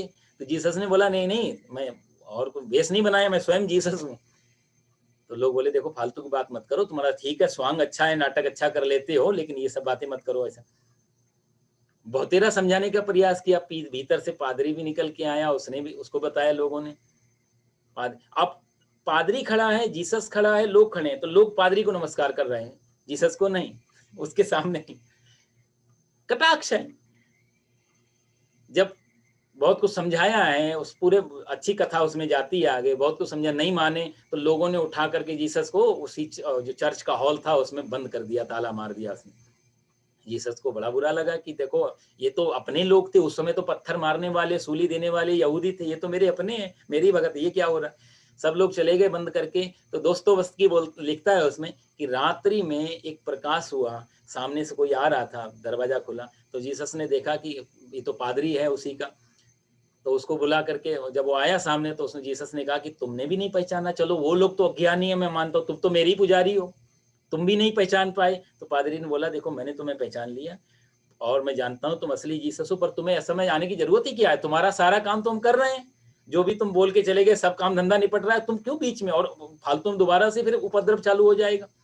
अब तुम्हारी कोई जरूरत नहीं है, तुम्हारी मूर्ति वाला जो मामला है वसूली का वो ठीक है, उससे हमारा धंधा पानी सबका बढ़िया चल रहा है, तुम पधारो यहाँ से। तो कहने का मतलब ये बहुत अच्छा कटाक्ष था उसका। आज भी हम लोग वही करते, मंदिर में मूर्ति और कोई प्रतिमा, कोई फोटो और कुछ चल रहा हो, वहां सिर झुका लेना और वहां प्रणाम कर लेना, पूजा में बैठ जाना बड़ा आसान होता है। लेकिन जिंदा जब आकर के परमात्मा कहता है कि मैं ईश्वर हूँ, मैं भगवान हूँ, तो सामने युद्ध के लिए हम खड़े हो जाते हैं।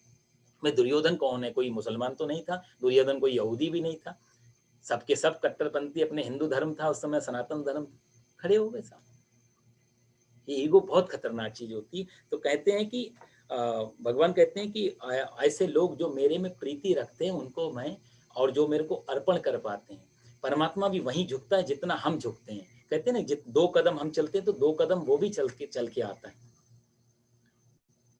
और दो कदम से किसी भक्त ने पूछा दो कदम से क्या होगा, हमारा तो, हम तो छोटे हैं इसलिए दो कदम ही चल सकते हैं मान लिया, लेकिन आप भी दो कदम चलोगे तो यात्रा तो बहुत, मिलन तो बहुत समय हो जाएगा। भगवान बोले तेरे कदम मेरे कदम में अंतर है ना, तेरे दो कदम कितने बड़े, मेरे कदम पूछना है तो राजा बलि से जाके पूछ, दो कदम कितने बड़े होते हैं। बस शुरुआत हमारी तरफ से होनी चाहिए, तब भगवान कहते हैं ददामि बुद्धि योगम तम येन माप्नोपयान्ति ते। और बुद्धि योगम यहाँ भगवान ने शब्द लिया है। देखो साहब, भगवान के पास, जैसे हमारे पास कुछ काम करना हो तो शक्ति होती है, भगवान को भी दुनिया चलानी है, तो उसके लिए परमात्मा जिस शक्ति से दुनिया चलाता, बनाता, मिटाता है, उस शक्ति का नाम है योग शक्ति। वो वृक्ष का काम करती है परमात्मा की, उस शक्ति से ही संसार बनता है, उसी शक्ति से पालन होता है। हाँ, जब उस योग शक्ति से संसार बनता है तो उसका नाम हो जाता है ब्रह्मा, या दूसरे धर्म में दूसरा नाम ले दें। जब संसार से पालन होता है उस शक्ति का नाम होता है विष्णु, और जब उसका संहार करना होता है तो वही शक्ति रुद्र के रूप में, भगवान भोलेनाथ के रूप में, या महेश्वर या शिव, जो भी कहें, पर है एक ही शक्ति उसकी विराट। उसी योग शक्ति के माध्यम से ही परमात्मा हमसे जुड़ा होता है। जैसे एक बच्चा गर्भ में होता है ना, तो गर्भ में बोलते हैं बच्चे की तो अपना तो कोई उसका रोल नहीं होता, वो जो गर्भ की नाभि की जो नाल जुड़ी होती है, उसी से माता जब सांस लेती है, माता जो हृदय धड़कता है, माता के अंदर जो खाना पी, सब उसी से तो चलता है, ऑर्गन सारे होते हैं, पर बच्चे का अपना कोई रोल नहीं होता। तो बच्चा माँ की से जो जुड़ा है वो गर्भ नाल की वजह से जुड़ा है। तो बाहर जब अलग किया जाता तो नाल को ही काटा जाता, संबंध विच्छेद हो जाता है। कहा जाए वो इंटरनल जो नाल है, जो गर्भ नाल परमात्मा की, उसी को योग शक्ति कहा जाए, उससे परमात्मा इस संसार से जुड़ने का काम करता है। हम ही नहीं जुड़ते हैं परमात्मा, परमात्मा भी हमसे जुड़ा हुआ है। यदि वो ना जुड़ना चाहे तो हम कभी नहीं पहुंच पाएंगे वहां तक। जोड़ा उसी ने हुआ, हमको सिर्फ पहचानना होता हम कैसे जुड़े हुए, वो धागा हमने ढूंढने का नाम ज्ञान होता है। धागा तो परमात्मा ने डाला हुआ, पतंग ही चाहे कितनी भी ऊपर जाए आसमान में, साफ कितने दिखाई दे या ना दे, पर इतना तो पक्का मालूम होता है कोई धागा हमारे हाथ में तभी पतंग आसमान में। यदि धागा छूट गया तो पतंग आसमान में रहना मुश्किल हो जाएगा। धागा दिखाई देता है नहीं, पर पतंग दिखाई देती है, इसी से गणित लगाया जाता है, धागा काम कर रहा है। उड़ रही पतंग, लेकिन पतंग तब तक नहीं उड़ सकती जब तक उसमें धागा बना नहीं हो। सदगुरु मैं तेरी पतंग और करके एक बहुत अच्छा भजन था। तो कहते हैं हम तो उसके पतंग बन जाएं, बस धागा बनने की कोशिश ना करें, धागा तो परमात्मा है। तो इसलिए भगवान कहते ददामी बुद्धि योगम तम येन माप्नुपयान्ति ते, उस योग शक्ति से, उस योग बुद्धि योग में उसको देता हूं। और बुद्धि योग का अर्थ भी यही होता है कि देखो साहब, जैसे हम लोगों के पास बुद्धि है तो उस बुद्धि से हम संसार के काम करते हैं, अच्छा है, बुरा है, हानिप्रद है, लाभप्रद है, ये सब बुद्धि का एक बहुत छोटा सा जो अंश है जिसको हम यूज करते हैं। अब तो आइंस्टाइन भी और वैसे भी आजकल भी वैज्ञानिक मानते हैं कि हम बुद्धि का 7% भी यूज नहीं कर पाते पूरा जीवन भर। हमारा आईक्यू लेवल कितना सा होता है, यदि देखा जाए तो मुश्किल से 2-4-5, बहुत बुद्धिमान बुद्धिमान 7-8% जा पाता है। कई लोग तो बेचारे 1-2% पे ही अटक जाते हैं, बुद्धि का उतना विकास हो ही नहीं पाता। लेकिन बुद्धि बहुत है, इससे बहुत कुछ जाना जा सकता है। तो जो हम सिर्फ काम चलाऊ बुद्धि, अब तो और भी ज्यादा हो गई, जब से शिक्षा की पद्धति बदली तब से बुद्धि का कहा जाए तो हमारा एक फिक्स्ड हो गया, इतने पे ही रहना है, जिससे हमारा काम चल जाए, जिससे हमारा गुजारा चल जाए, जिससे हमारा जो रोजी रोटी चल जाए, उतना बुद्धि काफी है। ये तो भगवान ने जितनी बुद्धि दी है, उस बुद्धि से तो पता नहीं क्या क्या नहीं जान सकते हैं। अदृश्य शक्तियां इस बुद्धि में छिपी हुई, यदि उसका संपूर्ण प्रयोग तो कोई, तो भगवान यहाँ बुद्धि शब्द नहीं, बुद्धि योग शब्द कह रहे हैं। जिस बुद्धि से हम संसार में जुड़ते हैं वो तो है सामान्य बुद्धि, व्यापार से जुड़े, परिवार से जुड़े, समाज से जुड़े, देश से जुड़े, जो भी जुड़े वो है सामान्य बुद्धि। पर जिस बुद्धि से हम परमात्मा में जुड़े वो है बुद्धि योग। इसलिए भगवान ने यहाँ बुद्धि दे रहा हूं ऐसे नहीं, बुद्धि तो सबके पास है, क्योंकि बुद्धि नहीं हो तो आदमी बुद्धू है। भाई बुद्धू और बुद्धि में यही तो अंतर है, या तो आदमी बुद्धिमान होता है या बुद्धू होता है, लेकिन दोनों सांसारिक लोग हैं। भगवान ने कहा ददामि बुद्धि योगम तम, मैं उसको बुद्धि योग देता हूं। योग का अर्थ है जुड़ना, योग का अर्थ है एक हो जाना। तो बुद्धि जब परमात्मा की तरफ प्रवेश करती है तो फिर वो बुद्धि योग बन जाता है। इसलिए सारे जो गीता के अध्याय हैं, आप इसको देखोगे तो सब में लास्ट में योग शब्द आएगा। विषाद योग, कर्म योग, सांख्य योग, विभूति योग, ये सब योग शब्द के नाम है ना। हर 18 अध्याय हैं, 18 अध्यायों के नाम लेने के बाद योग शब्द जोड़ा हुआ है, क्योंकि योग का मतलब होता है जोड़ना, परमात्मा से जुड़ने के लिए। यहाँ बुद्धि योग भगवान कहते हैं जो बुद्धि, जो जो हमारी अकल, जो हमारा आईक्यू परमात्मा की तरफ ले जाए वो है बुद्धि योग। तो भगवान उसी को कह रहे हैं कि मैं ददामि बुद्धि योगम और तेषामेवानुकंपार्थम अहम अज्ञानजम तमः, उन भक्तों पर कृपा करके करने के लिए ही उस सुख रूप मैं अज्ञान जन अंधकार को दे दीप्यमान ज्ञान रूप नाशयामी, दीपक के द्वारा, ज्ञान रूप जो दीपक के द्वारा मैं उसको नष्ट कर देता हूं अर्जुन। और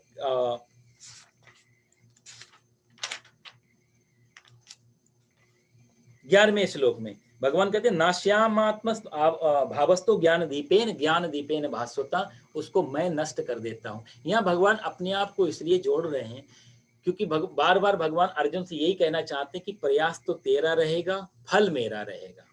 प्रयास तू करेगा, फल मैं दे दूंगा। कहते ना कर्मण्येवाधिकारस्ते मां फलेषु कदाचन, कर्म में तो हमारा अधिकार है, फल में हमारा नहीं है। लेकिन जब हमारा कर्म होता है तो फल आता है, फिर उस फल को परमात्मा भी रोक नहीं पाता, लेकिन फल उसके अंडर में रहता है।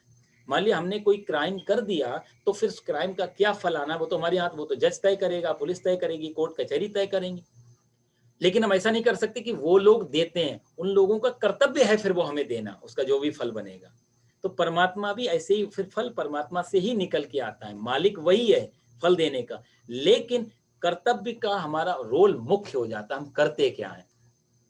तो भगवान कहते हैं ज्ञान दीपेन भास्वता, ऐसे लोगों के अज्ञान को मैं ज्ञान रूपी दीपक से नष्ट कर देता हूं।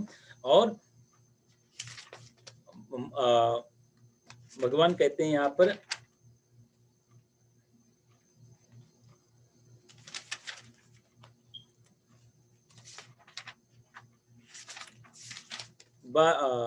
10वें श्लोक में, 11वें श्लोक में ज्ञान दीपेन भाव, 10वें श्लोक में तेसाम सतत युक्तानाम, तेसाम सतत युक्तानाम भजताम प्रीति, जो सतत रूप से नित्य निरंतर मेरा भजन करते हैं। भजताम प्रीति पूर्वकम, जो भजते हैं किसी डर के कारण नहीं, प्रीति पूर्वकम। प्रीति पूर्वकम का अर्थ है कि जहां कोई भय नहीं, जहां कोई डर नहीं, जहां कोई लालच नहीं कि हमें मुक्ति मिलेगी, ये भी लालच, यहाँ प्रीति नहीं रह जाएगी। मैंने कहा ना, प्रेम में ना क्वेश्चन होता है, ना कोई कामना होती है, ना कोई कोई ऐसी एक्सपेक्टेशन होती है। अटैचमेंट में एक्सपेक्टेशन है, लेकिन प्रेम में एक्सपेक्ट भी नहीं कर पाते हम, सामने से कोई अपेक्षा चाहिए, इसलिए प्रेम है। छोटी छोटी चीजें देखो ना, एक कुत्ता भी हम पालते हैं तो कोई इससे अपेक्षा नहीं होती हमको नमस्कार करे, ये करे, बस एक छोटा सा प्रेम का छोटा सा लक्षण है, लोग पाल लेते हैं कि चलो अच्छा लगता है उनको मन। लेकिन एक परमात्मा से जब प्रीति पूर्वक हम परमात्मा कह रहे हैं, ऐसे लोग मेरे को भजते हैं प्रीति पूर्वक, किसी डर के कारण नहीं कि हे परमात्मा तुमको मैं भज रहा हूं, मुझे आप ज्ञान दे देना, मुझे आप मुक्ति दे देना। वहां भी व्यापार है, और जहां व्यापार है वहां प्रीति पूर्वक हम नहीं कहें। इसलिए भगवान की ना एक एक शब्द जो है दूसरी चीजों से बहुत जुड़े हुए रहते हैं। एक शब्द को पकड़ो दूसरा छूट जाए तो अर्थ पूरा नहीं निकल पाता। तेसाम, वे लोग सतत युक्ता नाम, सतत युक्ता नाम का अर्थ भगवान बोलते हैं सतत मतलब निरंतर, कंटिन्यू। कंटिन्यूम का अर्थ ये भी नहीं कि जैसे हम चलते हैं ना तो चलते समय भी यदि जैसे हमने मान लिया कोई बोलते हैं एक, जैसे मैंने राम राम कहा या कृष्ण कृष्ण कहा, तो आप बहुत गौर पे जाओ या बहुत स्लो मोशन में वो वीडियो चलाओ। जब मैंने एक राम कहा दोबारा राम कहा तो first Ram and second Ram के बीच में एक छोटा सा गैप आया, हालांकि वो हमारे सेकंड से भी इतना नीचे है कि हम हमारे काम का नहीं, लेकिन गैप तो आया। तो जब भी हम बोल के भजन करेंगे या कुछ क्रिया करेंगे तो बीच में एक स्पेस रह जाएगा, उस स्पेस का नाम सतत नहीं है। सतत युक्ता नाम जो भगवान कहते हैं, तेसाम सतत युक्ता नाम, वो लोग लगातार जो मेरा नित्य निरंतर भजन करते हैं। ऐसा भजन कैसे हो पाएगा? क्योंकि स्पेस तो रहेगा। जब भी हम परमात्मा का नाम लेंगे, माला जपेंगे, पूजा पाठ कीर्तन भजन जो भी करेंगे, बीच में एक गैप तो रहेगा ही रहेगा। और वो गैप यदि सब जोड़ दिए जाए तो एक बहुत बड़ा गैप बन जाता है। कितना नित्य और सतत युक्तानाम वैसे भी नहीं हो पाएगा, दुनिया के और भी काम है। तो भगवान क्यों अर्जुन से कहते हैं सतत युक्तानाम भजताम प्रीति पूर्वकम, जो नित्य निरंतर मेरा भजन करता है। ये इसलिए कहते हैं क्योंकि एक होता है वाचक भजन जो हम मुंह से बोल के करते हैं, एक होता है निरंतर अंदर वाला जो चलता ही रहता है, चलता ही रहता है। जैसे मैंने आपको पहले भी एक उदाहरण दिया, कबीर से किसी ने पूछा कि तुम दुकान चलाते हो और अपने आप को बोलते हो कि मैं राम का भगत हूँ, मैं राम का 24 घंटे बाद भजन करता हूँ, कैसे भजन, कब, तुमको तो कभी नहीं देखा। या तो दुकान पे बैठ के आप कपड़ा बुनते हो और बेचते हो, या घर पे जाके साधु महात्माओं को भोजन कराते हो, भजन कब करते हो? तो कबीर ने वही बताया कि देखो ये महिलाएं गगरी लेकर के जा रही हैं, गगरी सर पे रखी है और नीचे गपशप लगा रही हैं एक दूसरे से। ये गपशप तो लगा रही हैं लेकिन गगरी पे इनका पूरा ध्यान है, क्योंकि गगरी पानी भरी हुई गगरी ले जाना इनका मेन मोटिव यही था। तो ये गपशप भी लगा रही हैं, हंस भी रही हैं, हाथ पैर भी चला रही हैं, सब शरीर इनका चल रहा है, लेकिन ध्यान केंद्रित है उस मटकी पे। वो मटकी संभली हुई है, यदि वो वहां ध्यान अटकेगा तो मटकी गिर जाएगी। तो मैं भले ही बाजार में काम कर रहा हूँ, कपड़ा मेरे मुंह से निकलेगा तो वो भी एक गड़बड़ है, लेकिन वो अंदर ही अंदर चलता रहता है। ये अवस्था कभी आप ध्यान में जाकर के देख सकते हैं कि ध्यान में आपको बोलने की जरूरत नहीं पड़ेगी। जब भी आप 5-7 मिनट बैठे और 10-15 मिनट बैठ करके आप इसी चीज को जो भगवान यहाँ बात कर रहे हैं इसी पे आप अनुभव करके देखें, क्योंकि बोलने से भी क्या होता है ना, कई बार बोलते भी अर्थ पूरा निकल नहीं पाता, वो निकलना मुश्किल हो। तो इसको सिर्फ कुछ अनुभव करना पड़ता है। गीता के कुछ ऐसे फॉर्मूला है जहां हमें सुनने की जरूरत नहीं, कुछ प्रैक्टिकल करने की जरूरत पड़ती है। तो ध्यान में जब आप बैठे तो जब नाम भी ना जपें, अंदर ही अंदर बस, तो आप देखेंगे एक लय बन जाएगी जहां बीच में कोई गैप नहीं होगा, राम राम चलती रहेगी। जैसे श्वास है, या तो आती है या जाती है। तो एक कंटिन्यू जो शब्द है ना वो अच्छा है, वो निरंतर शब्द के लिए बहुत अच्छा शब्द है। यानी लगा जैसे गंगा बह रही तो बीच में कोई गैप नहीं है, जब चल रही है तब से बीच में बहती जा रही, बीच में कोई बाल बराबर भी जगह नहीं है। तो प्रवाह है, संसार भी एक प्रवाह है, उसी प्रवाह की तरह भगवान सतत शब्द यहाँ दे रहे हैं कि जो मेरा भजन चले, भजताम प्रीति पूर्वकम, भजन ऐसा चले नित्य निरंतर हो। हाँ, इसका अभ्यास करने के लिए माला की भी जरूरत है, करमाला की भी जरूरत है, मंदिर देवालय की भी जरूरत है, पूजा पाठ की भी जरूरत, सब की जरूरत पड़ती है। जो नानक जी ने बहुत सुंदर इसी ये जो तेसाम सतत युक्ता नाम, इसके लिए नानक ने एक बहुत अच्छा शब्द दिया है, नाम खुमारी नानका चढ़ी रहत दिन रात। नानक जी कहते हैं उस जो यहाँ सतत शब्द बोलते हैं ना, सत, उसको नानक जी खुमारी शब्द से यूज करते हैं। नाम खुमारी नानका चढ़ी रहत दिन रात, 24 घंटे वो खुमारी चढ़ी रहती है, वो नशा चढ़ा रहता है। तो यहाँ भगवान उसी को कहते हैं भजताम प्रीति पूर्वकम। 24 घंटे वो जो भजन चल रहा है, आप दुनिया में हैं, व्यापार में हैं, घर में हैं, काम में हैं, कहीं भी हैं, बस अंदर अंदर उससे डोर जुड़ी हुई है।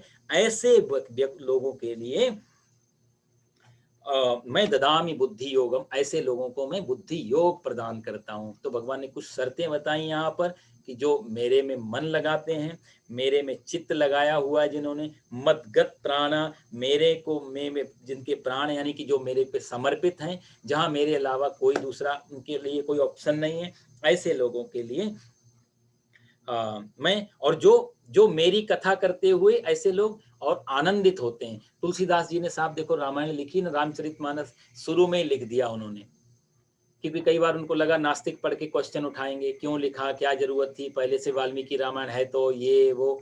तो तुलसीदास जी ने बहुत अच्छा लिखा कि मेरी कथा पढ़ के किसी भक्त को अच्छा लगे, उसको मेरा नमस्कार है।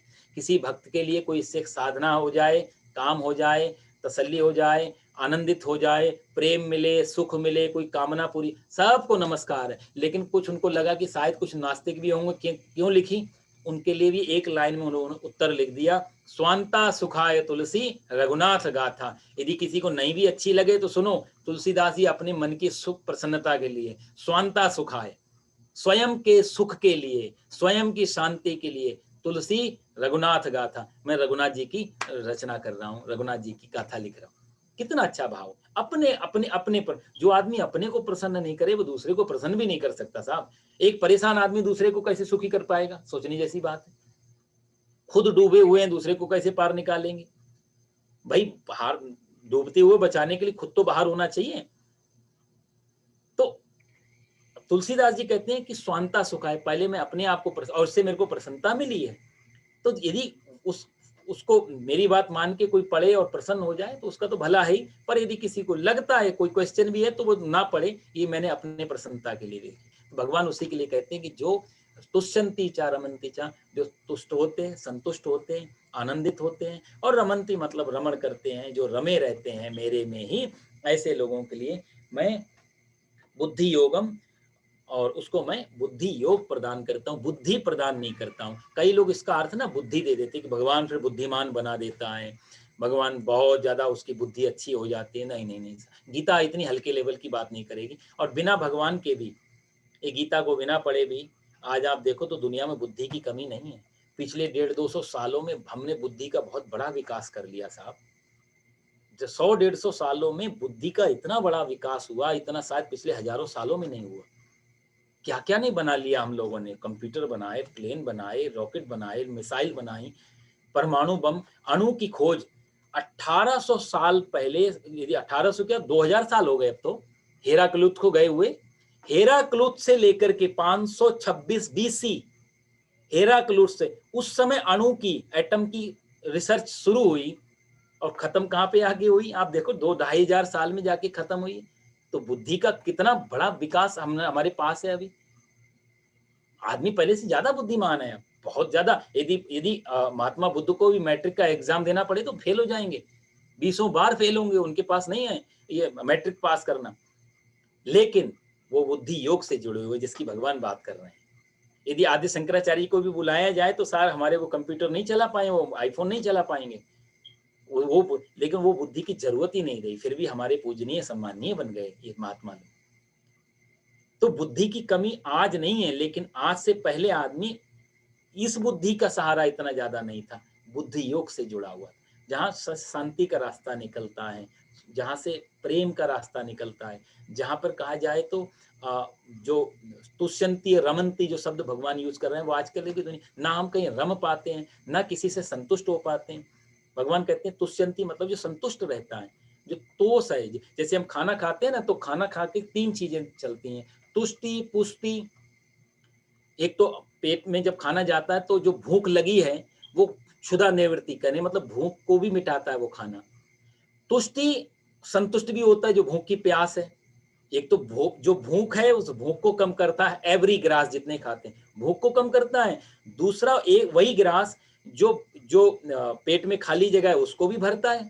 और तीसरी जो है पुष्टि, शरीर को भी पुष्ट करता है। तो खाने का एक एक निवाला 3-3 काम अंदर करता है, तुष्टि पुष्टि और क्षुधा निवृत्ति। ऐसे ही परमात्मा जब यहाँ बात करते हैं, मेरी कथा करते हुए लोग जीवन में व्यवहार भी करते हैं, वो सब काम करते हैं, लेकिन मेरे में रमते हैं, मेरे में संतुष्ट भी रहते हैं। आज का दुनिया में कहा जाए तो जो बुद्धि से आदमी, बुद्धिमान आदमी संतुष्ट नहीं है। बुद्धिमान आदमी ठहरा नहीं। आज यदि स्ट्रेस बढ़ा है, यदि ये सब चीज बनी, उसका कारण है कि बुद्धि का विकास तो कर लिया, बुद्धि योग का विकास नहीं हो पाया।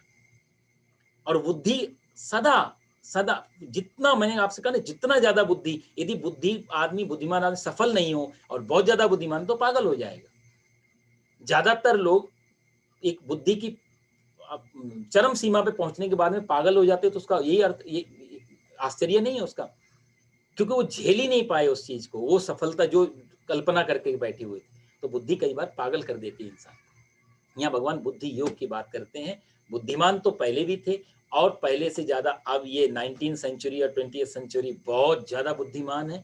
लेकिन कृष्ण के हिसाब से, हमारे शंकराचार्य के हिसाब से, हमारे कबीर के हिसाब से, इससे ज्यादा बुद्धू सेंचुरी कभी नहीं रही पुराने समय में, क्योंकि इसने बाहर बहुत खोज के इकट्ठा कर लिया। लेकिन वही ये सब लोग आके भी देखें और कहेंगे, इतना सब विस्तार करने के बाद में तुम्हारे पास क्या बहुत शांति है, बहुत सुखी है, बहुत आनंदित हो? तो हमारे पास कोई भी चीज नहीं है।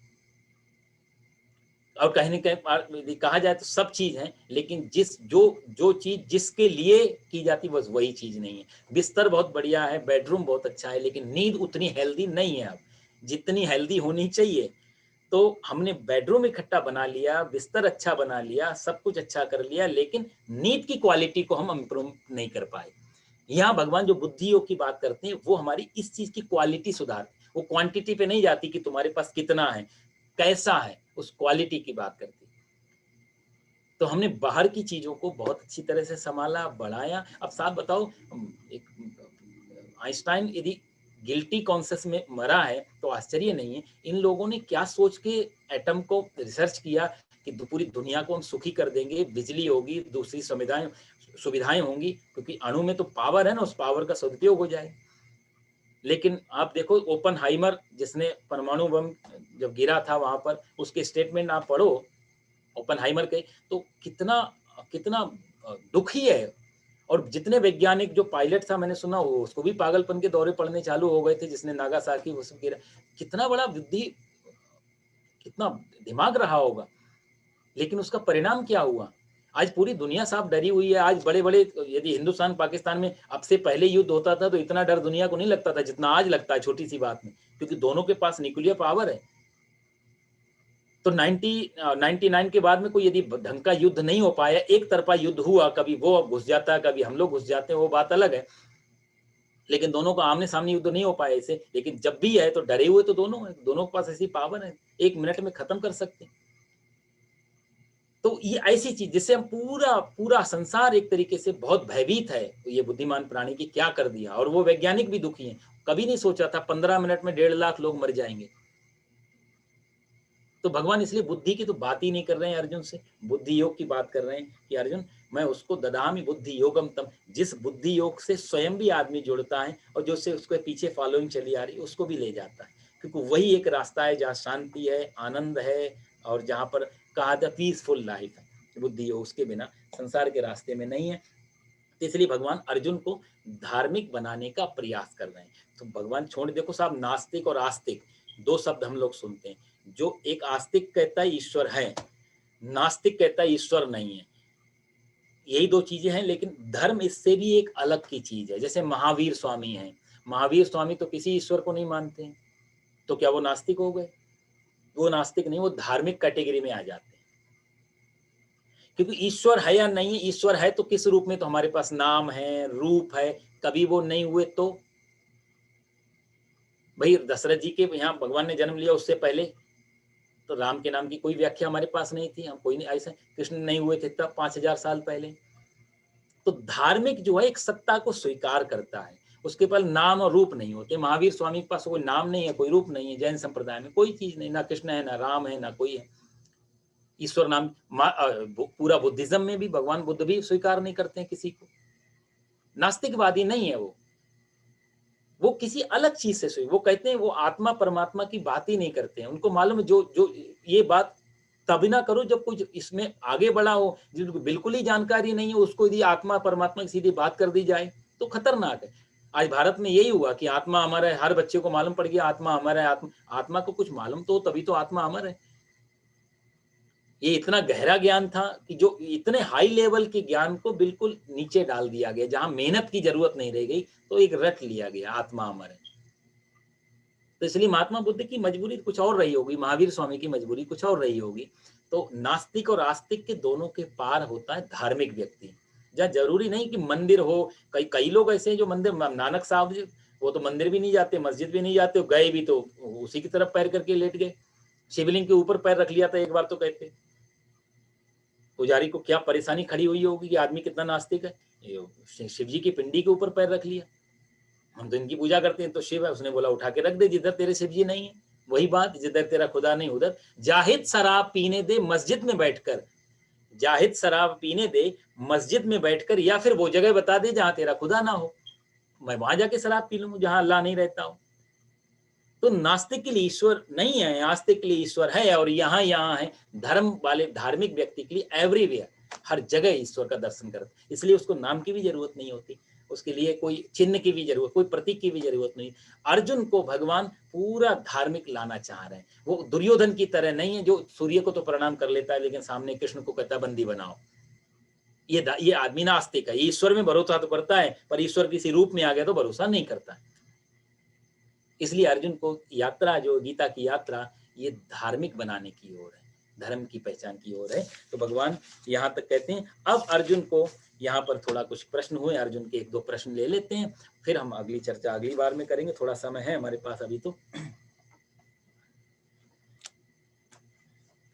12वां श्लोक। अर्जुन उवाच परम ब्रह्मा परम धाम पवित्रं परमं भवान पुरुषं शाश्वतं दिव्यम् आदिदेव अजं विभुम् आहुस्त्वामृषयः सर्वे देवर्षि नारदस्तथा असितो देवलो व्यासः स्वयं चैव ब्रवीषि मे सर्वमेतद्ऋतं मन्ये यन्मां वदसि केशवा न हि ते भगवन् व्यक्तिं विदुर्देवा न दानवाः स्वयमेवात्मनात्मानं वेत्थ त्वं पुरुषोत्तमं भूतभावन भूतेश देवदेव जगत्पते वक्तुर्मर्हस्य शेषेण दिव्या ह्यात्मविभूतयः याभिर्विभूतिर्भिर्लोकास् निमास्त्वं व्याप्य तिष्ठति कथं विद्यामहं योगीस्त्वां सदा परिचिन्तयन् केषु केषु च भावेषु चिन्त्योऽसि भगवन्मया विस्तरेणात्मनो योगं विभूतिं च जनार्दन भूयः कथय तृप्तिर्हि शृण्वतो नास्ति मे मृतम्। यहाँ तक अर्जुन के कुछ समर्पण भाव हैं और कुछ उसके यहाँ प्रश्न हैं।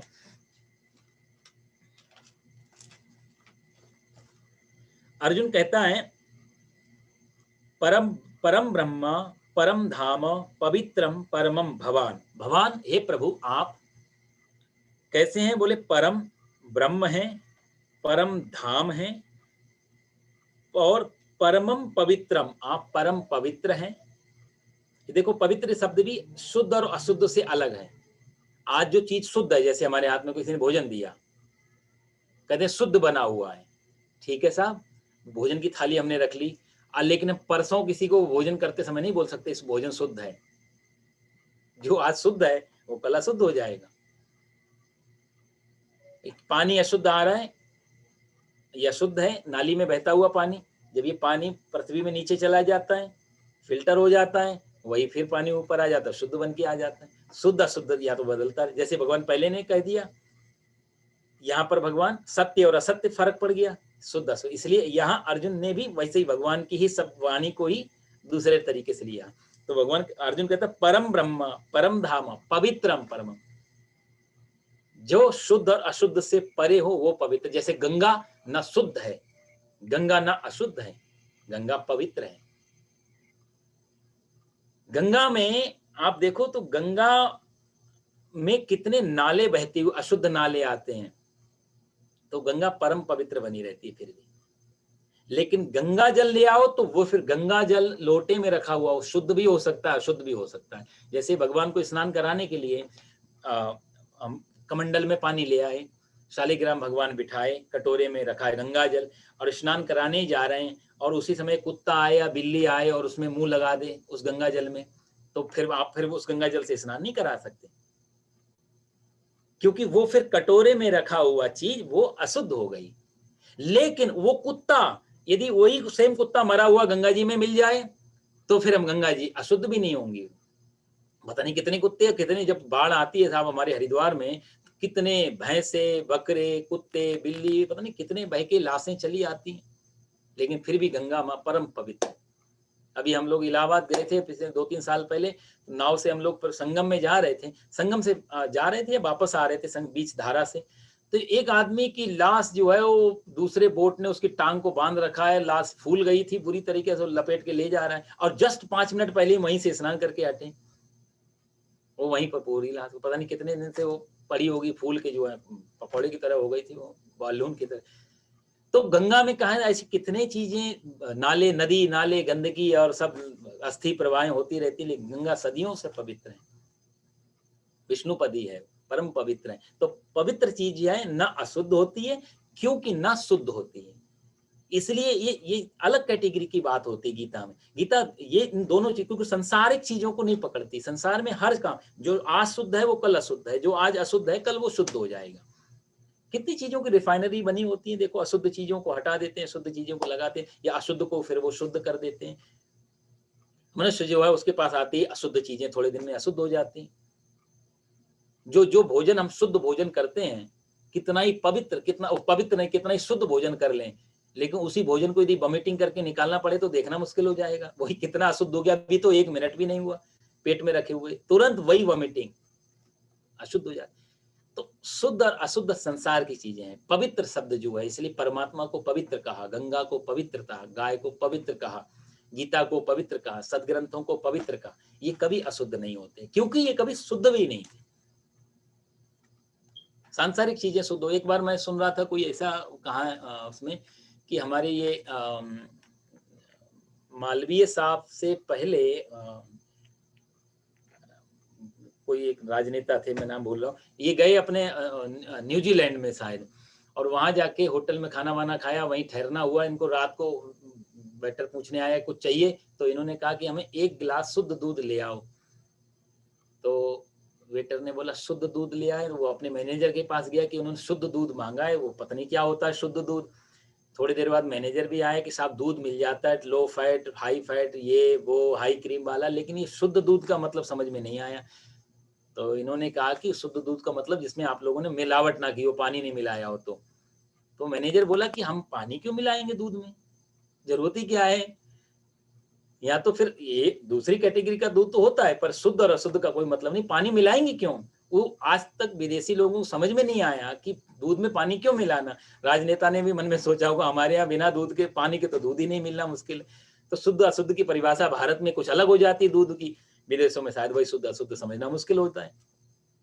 तो कहने का अर्थ ये है कि जो शुद्ध है वो अशुद्ध हो जाता है, जो अशुद्ध है वो शुद्ध हो जाता है, पर पवित्र चीज वो कभी इन दोनों से ही पार की चीज है। इसलिए अर्जुन कहता है भगवान को कि आप परम ब्रह्म हैं, परम धाम है, और पवित्रम परम महा भगवान, आप परम पवित्र हैं और शाश्वत, आप ही कैसे शाश्वतम, दिव्यम, पुरुषम, आदिदेवम, अजम, विभुम, कितने विशेषण अर्जुन ने स्वयं लगा दिए। भगवान ने कहा ना जो अनादि जानता है मेरे को सबका कारण, यहाँ अर्जुन भी स्वीकार कर लेता है, भगवान आप ठीक कह रहे हो, आप सबके आदि भी हैं, सबके पूर्वज भी आप हैं, और शाश्वत भी हैं, सदा आप ही रहने वाले, संसार तो चला जाएगा।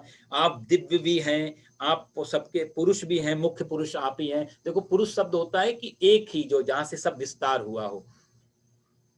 जैसे मीरा गई ना वृंदावन में, तो जो अपने योगी ने अपना पर्दा आगे लगा लिया कि मैं स्त्रियों के दर्शन नहीं करता हूँ, तो स्त्रियों के दर्शन नहीं करता हूँ इसका मतलब मैं पुरुष हूँ, तभी स्त्रियों के दर्शन नहीं करता हूँ। तो मीरा ने खबर भिजवाई कि मैंने तो सुना है वृंदावन में एक ही पुरुष रहता है, वो है भगवान श्री कृष्ण, ये दूसरा पुरुष भी है, मुझे आज मालूम पड़ा।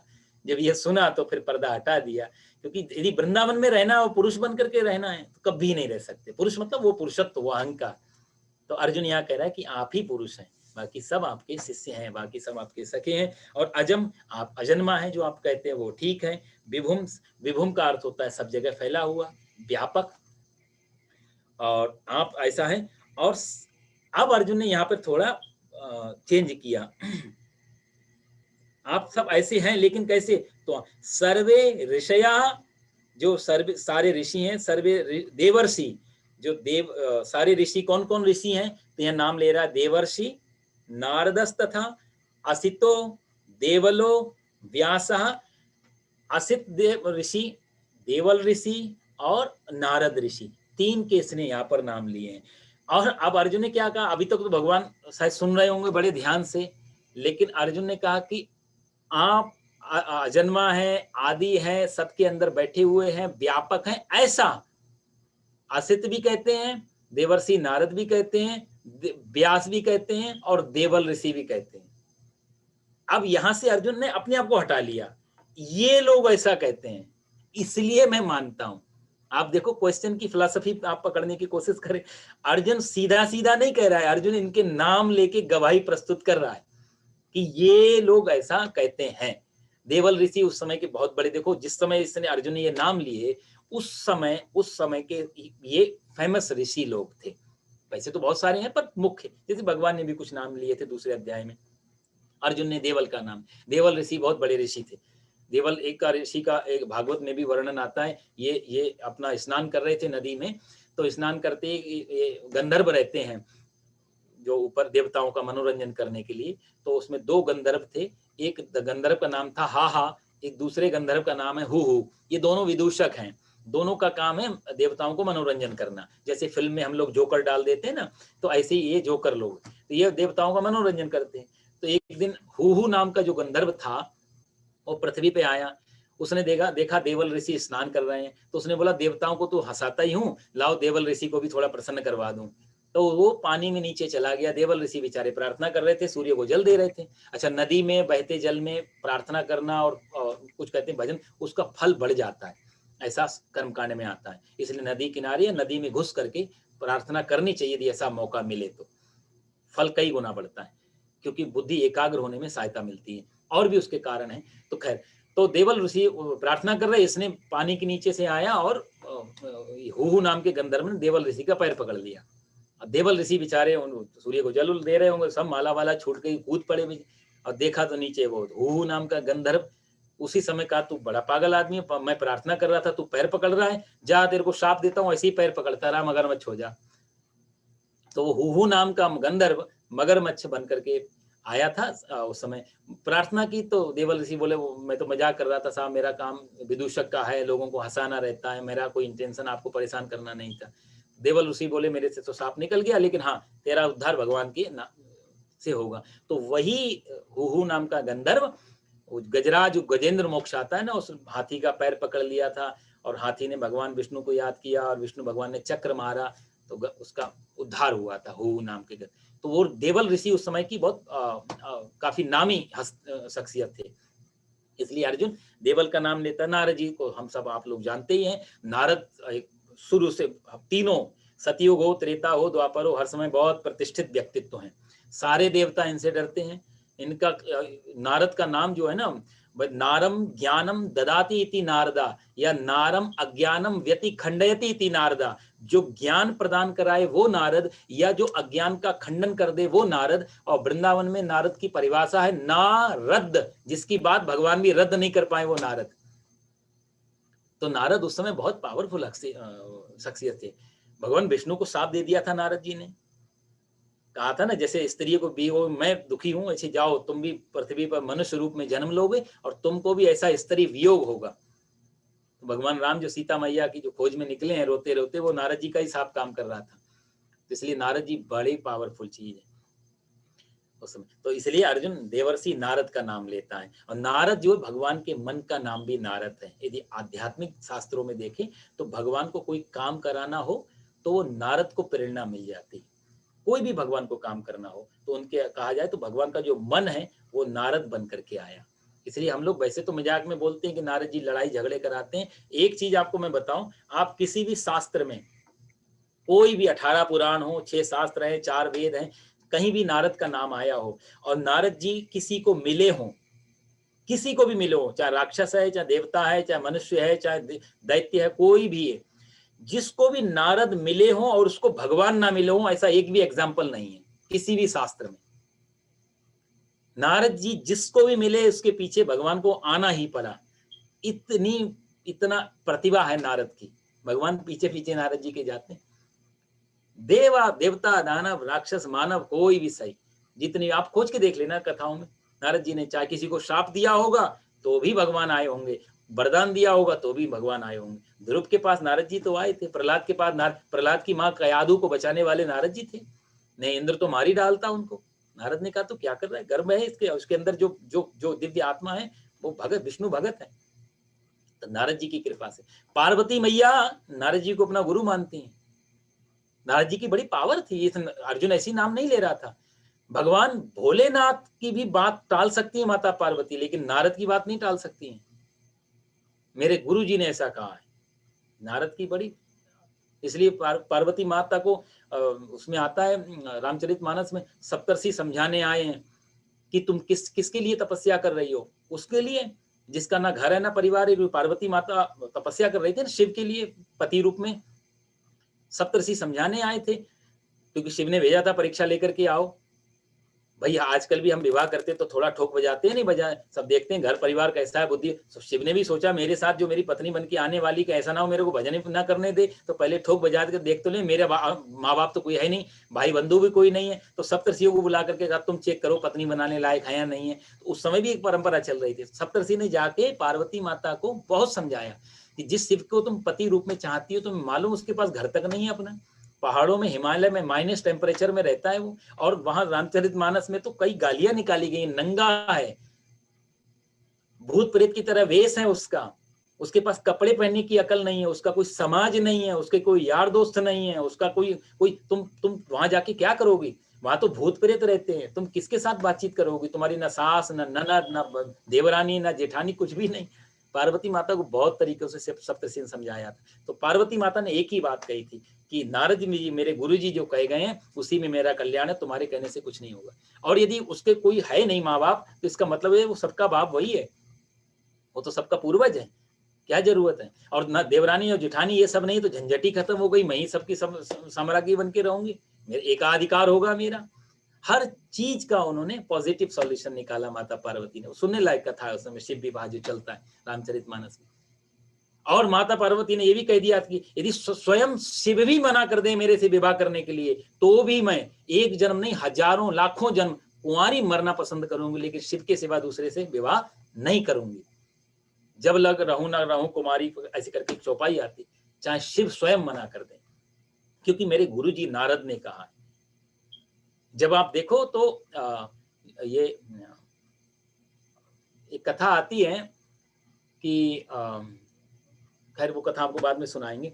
तो कहने का मतलब ये पार्वती का नारद के प्रति इतना ज्यादा आदर भाव है कि ये कथा थी कि इनको जय विजय को शाप मिल गया था, और नहीं भगवान विष्णु को शाप मिला था, और नारद जी ने शाप दिया था भगवान विष्णु को, जाओ मनुष्य योनि में जाकर के स्त्री के वियोग में भटको। और ये कथा भगवान भोलेनाथ अपनी पत्नी माता पार्वती को सुना रहे हैं कि देखो न देवर्षि नारद ने भगवान विष्णु को शाप दे दिया।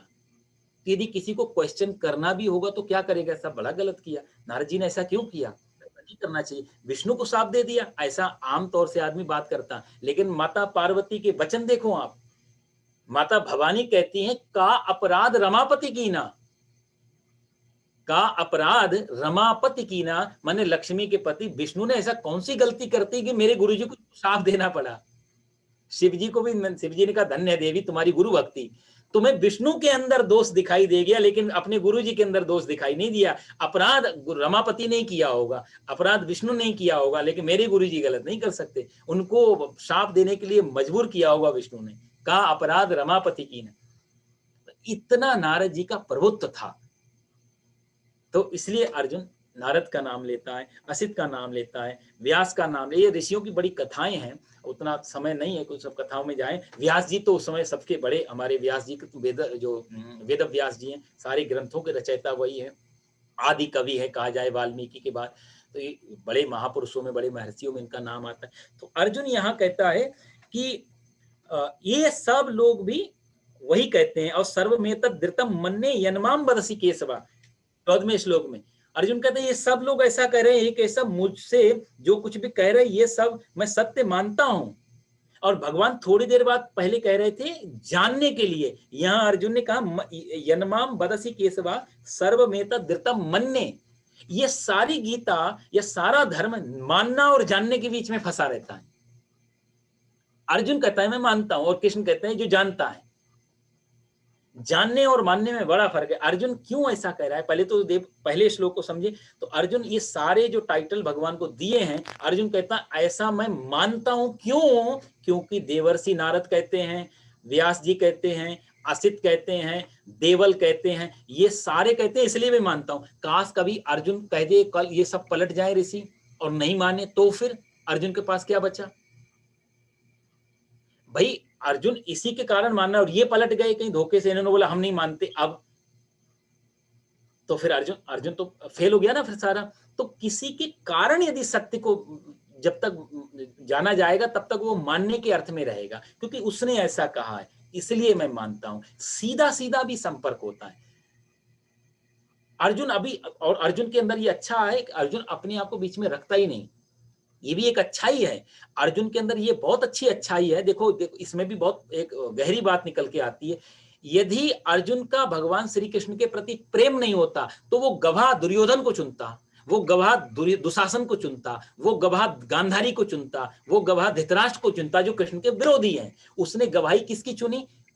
देवल की, नारद की, व्यास की, जो लोग प्रार्थना जो करते हैं भगवान, इस कृष्ण को भगवान मानते हैं। इसका अर्थ ये है कि जिसके प्रति हमारा प्रेम होता है हम उसके लिए गवाही भी अच्छे लोगों की चुन के लाते हैं। जिसके प्रति हमारा विरोध है, नफरत है, गुस्सा है, चिढ़, उसके लिए हम गवाही उनकी चुनते हैं जो उससे चिढ़ते हैं। शत्रु का शत्रु हमारा मित्र हो जाता है, ये राजनीति का फॉर्मूला है। शत्रु का शत्रु हमारा मित्र। तो कहने का अर्थ यह है कि अर्जुन गवाही जो चुन रहा है वो अच्छी पॉजिटिव विटनेस को ला रहा है। पॉजिटिव विटनेस लाने का एक अर्थ यह भी है कि अर्जुन का सही में कृष्ण के प्रति प्रेम तो बहुत है, इसमें कोई शंका नहीं। नहीं तो हमारा मान ली किसी के साथ विरोध हो तो हम उसके नेगेटिव फॉल्ट ज्यादा निकालेंगे ना, कि देखो तुम्हारे बारे में वो लोग भी ऐसा कह रहे थे, तुम्हारे बारे में वो लोग भी ऐसा कह रहे थे। हम अच्छी बातों को उसके प्रति नहीं डालेंगे। अर्जुन अच्छी बातों को डाल रहा है। ये अर्जुन की इस क्वेश्चन में, इन श्लोकों में सबसे ज्यादा समझने की बात पड़ेगी कि अर्जुन का कृष्ण के प्रति सकारात्मक प्रेम है, बहुत भरोसा करता है कृष्ण पे, बहुत मानता है कृष्ण को, बहुत इज्जत करता है, इसलिए सारे ऋषियों की। लेकिन एक कमजोरी है कृष्ण की, अर्जुन की, कि अर्जुन का जो ये अनुभव है परम ब्रह्मा, परम धाम, पवित्रम, परमम, जितने भी टाइटल दे रहा है, इससे उसका सीधा सीधा कोई अनुभव नहीं है, सीधा सीधा एक्सपीरियंस नहीं है। ये सब उसने सुन रखी हैं बातें कि ऐसने कहा, इसने कहा, इसलिए मैं भी मान। जैसे हम सब लोगों से कहते हैं ईश्वर है क्योंकि मैं कह रहा हूं, क्योंकि गीता कह रही है, क्योंकि वो महाराज जी कह रहे हैं, तो हम लोग, लेकिन हमारा भी सीधा सीधा कोई अनुभव नहीं। जिस दिन ये शास्त्र मान लिया 100 साल 200 साल खत्म हो गए, हमारी नई जनरेशन आई, उनको पढ़ने को नहीं मिले, तो उनको तो मालूम भी नहीं पड़ेगा कि ईश्वर है या नहीं है, बात ही खत्म हो जाती। तो यदि हमारे पास उधार का कोई जानकारी है, उसके खतरे ये रहते हैं कि वो टिकाऊ नहीं रहती। सीधा सीधा जब अनुभव, मैंने आपसे कहा चीनी मीठी होती है, आपने मान लिया कि पंडित जी ने कहा चीनी मीठी तो मीठी होती, बात कर, लेकिन चीनी जब तक आपने नहीं खाई तब तक अंदर एक डमाडोलपन, एक संदेह बना रहेगा। पंडित जी ने कहा तो है चीनी मीठी होती है, पर सही में होती भी है? कल को दूसरा आदमी पूछने आ जाए कि चीनी मीठी होती, कि हाँ पंडित जी कह रहे थे चीनी मीठी होती है, तो तुम यदि पंडित जी को महत्व देते हो तब तो चीनी मीठी होती है। यदि तुम्हारे लिए पंडित जी झूठे हैं तो फिर चीनी तुम्हारे लिए मीठी नहीं हो पाएगी।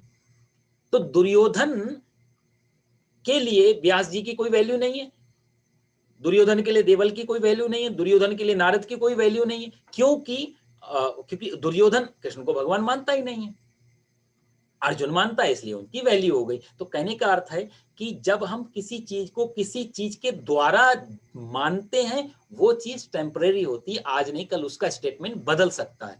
कठोपनिषद में एक बहुत अच्छा फॉर्मूला सूत्र आता है, श्लोक है, यस्या मतम तस्य मतम मतम यस्य न वेदसा अविज्ञातम विजानता विज्ञातम अभिजानता। जो व्यक्ति परमात्मा को जान लेता है, मान लेता नहीं, यस्या मतम तस्य मतम, जानने के बाद में वो बता नहीं सकता कि मैंने जान लिया। क्यों? जब भी वो बताएगा तो लोग मानना शुरू कर देंगे, और मानने से जानने का अनुभव अलग होता है। मानने का अनुभव अलग है, जानने का अनुभव अलग है। और जो भी इसलिए इसीलिए बहुत मुश्किल खड़ी होती है ज्ञानी के लिए, बहुत मुश्किल खड़ी होती है ब्रह्म ऋषि के लिए, बहुत मुश्किल खड़ी होती है तत्व ज्ञानी के लिए कि कैसे बताएं वो कैसा है। शब्द बताते शब्द मृत हैं, शब्द बताती शब्दों की एक सीमाएं हैं, शब्दों का एक टाइम है, शब्द एक एक चीज में बंधे हुए हैं, तो शब्दों से उस निशब्द को बताना बहुत कठिन होता है। तो फिर भी शास्त्र लिखे गए तब, क्योंकि बिना कहते हैं कहा बिन रहा ना कोई, बिना कहे रहना भी मुश्किल है, तो कुछ तो देना पड़ेगा। तो ये सारे शास्त्र की सारे की तरफ है, सारे शास्त्र कहा जाए तो एक रास्ता बना देते, चल के जाना पड़ता है। अर्जुन बिल्कुल ठीक कह रहा है। अर्जुन कहता है आप ये सब कुछ हो, लेकिन ऐसा इन ऋषियों ने कहा है, और इन गवाहों के नाम अर्जुन ले रहा है। उस समय के जो सबसे श्रेष्ठ, सबसे महान जो ऋषि थे, उन गवाहों के, अर्जुन का अपना अनुभव नहीं हुआ है। यदि अर्जुन ही कहता ऐसा मैं जान गया हूं प्रभु, आप परम हैं, परम धाम है, परम पवित्र हैं, ऐसा मैं जान गया हूं, तत्काल गीता बंद कर देते भगवान, अर्जुन गांडीव उठा लेता। लेकिन अर्जुन ने गांडीव नहीं उठाया, अर्जुन पीछे वाले भाग से आगे नहीं आया, वहीं के वहीं ठहरा। तो अर्जुन और कृष्ण के बीच में ये बात 18 अध्याय तक चलेगी, क्योंकि अर्जुन ने खुद स्वीकार करके बता दिया कि मैंने ऐसा सुना है, मैंने अभी तक ऐसा अनुभव नहीं किया है। इसलिए दोनों के बीच में बात तो हो रही। देखो साहब, कृष्ण बात कर रहे हैं अखंड की तरफ से, क्योंकि हर जगह भगवान कहते हैं अनादि हूं, अजन्मा हूं, सब में रमा हुआ हूं, सब में बैठा हूं। भगवान सबको यूनिटी में ला रहे हैं, एक एक से सब फैला हुआ है सबके अंदर। और अर्जुन खंड की बात कर रहा है, विघटन की। इसलिए अर्जुन और कृष्ण के बीच में बात तो चल रही है, काफी लंबी 9 अध्याय तक बात चल चुकी है, लेकिन किसी एक निर्णय पे दोनों नहीं पहुंच पा रहे हैं। कारण क्या है कि एक खंड से शुरू कर रहा है, एक अखंड से शुरू कर रहे हैं, एक पूरे संसार में परमात्मा जोड़ रहा है, और अर्जुन कहीं कहीं जगह अर्जुन के लिए बहुत मुश्किल होगा दुर्योधन में कृष्ण भगवान देख लेना, अभी 9 अध्याय तक अभी उसके लिए बहुत मुश्किल है। दुशासन में अपना भगवान खोज लेना, जिसने द्रौपदी के बाल खींचे थे। अभी अर्जुन के सामने दुशासन आ जाए तो शायद वो गीता पढ़ना भी बंद कर दे, सुनना बंद कर दे, पहले दुशासन को मारे, याद आ जाए। इसलिए अभी कठिन है। भगवान धीरे धीरे उस दुशासन दुर्योधन के अंदर वही डालने की कोशिश, क्योंकि अच्छे में परमात्मा को देखना बहुत आसान है साहब। किसी अच्छे महापुरुष में, अच्छे अच्छे अच्छे व्यक्तित्व में परमात्मा के दर्शन करना, महापुरुष, बहुत आसान है। लेकिन नास्तिक में, गलत में, बुरे में परमात्मा को देखना बहुत कठिन है। भगवान अर्जुन में शायद वही चीज डालने की कोशिश कर रहे हैं। अर्जुन ने यहाँ के एक अपनी कमी कमजोरी स्वीकार कर ली है, ऐसा ऋषियों ने कहा है, और इसलिए मैं ऐसा इसको सत्य मानता हूं। भगवान ने शायद इतनी सी बात पकड़ी होगी, गीता आगे बढ़ाएंगे भगवान इसको, क्योंकि अर्जुन तू मानता है सिर्फ, अभी जानता नहीं है, तेरा सीधा सीधा कोई अनुभव नहीं है। तो महत्वपूर्ण, सबसे बड़ा ये महत्वपूर्ण मिला कि अर्जुन ने जो ये कह दिया, इससे एक भगवान को तसल्ली मिली कि तूने मेरे लिए अच्छे विटनेस खड़े कर दिए। तू ये भी कह सकता था दुर्योधन भी तो आपको नहीं मानता, दुशासन भी तो नहीं मानता, धृतराष्ट्र भी तो नहीं मानते, कोई भी तो नहीं मानता, मैं कैसे मान लूं। उसने अच्छे अच्छे नाम लिए, इससे भगवान समझ गए इसका मेरे प्रति कितना पॉजिटिव प्रेम है, इसलिए ये अच्छे लोगों के नाम ले रहे हैं। इसलिए भूत भावन भूतेश, हे देव देव जगतपते, हे पुरुषोत्तम, सब भगवान को अच्छे अच्छे संबोधन दे रहा है।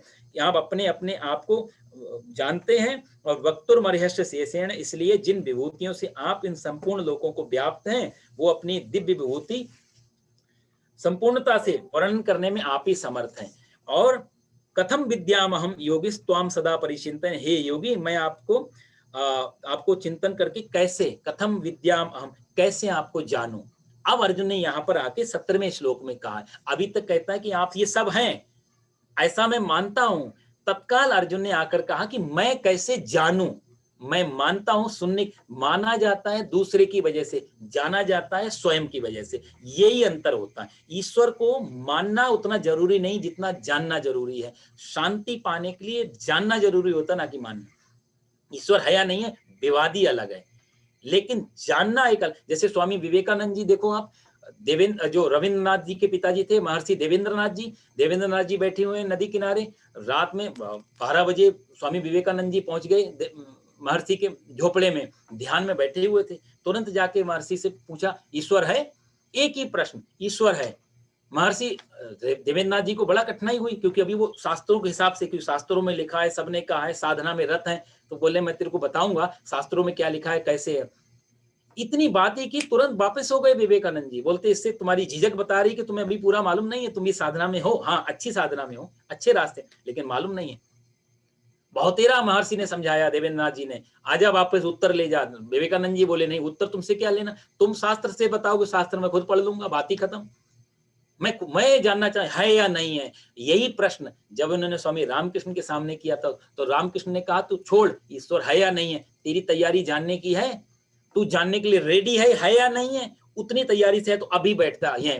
तो स्वामी विवेकानंद जी ने लिखा है कि जो मुश्किल में मैंने महर्षि देवेंद्रनाथ को डाल दिया, उतनी ज्यादा मुश्किल में स्वामी रामकृष्ण ने मेरे को डाल दिया, क्योंकि मैं तो ये सोचा ही नहीं था ये मेरे से ऐसा प्रश्न करेंगे, है या नहीं उसके बारे में। पर ये मेरी तैयारी है तो मैंने कभी सोचा नहीं। अब मैं अपनी तैयारी है या नहीं वो पता करके तब आपसे एक प्रश्न पूछने आऊं।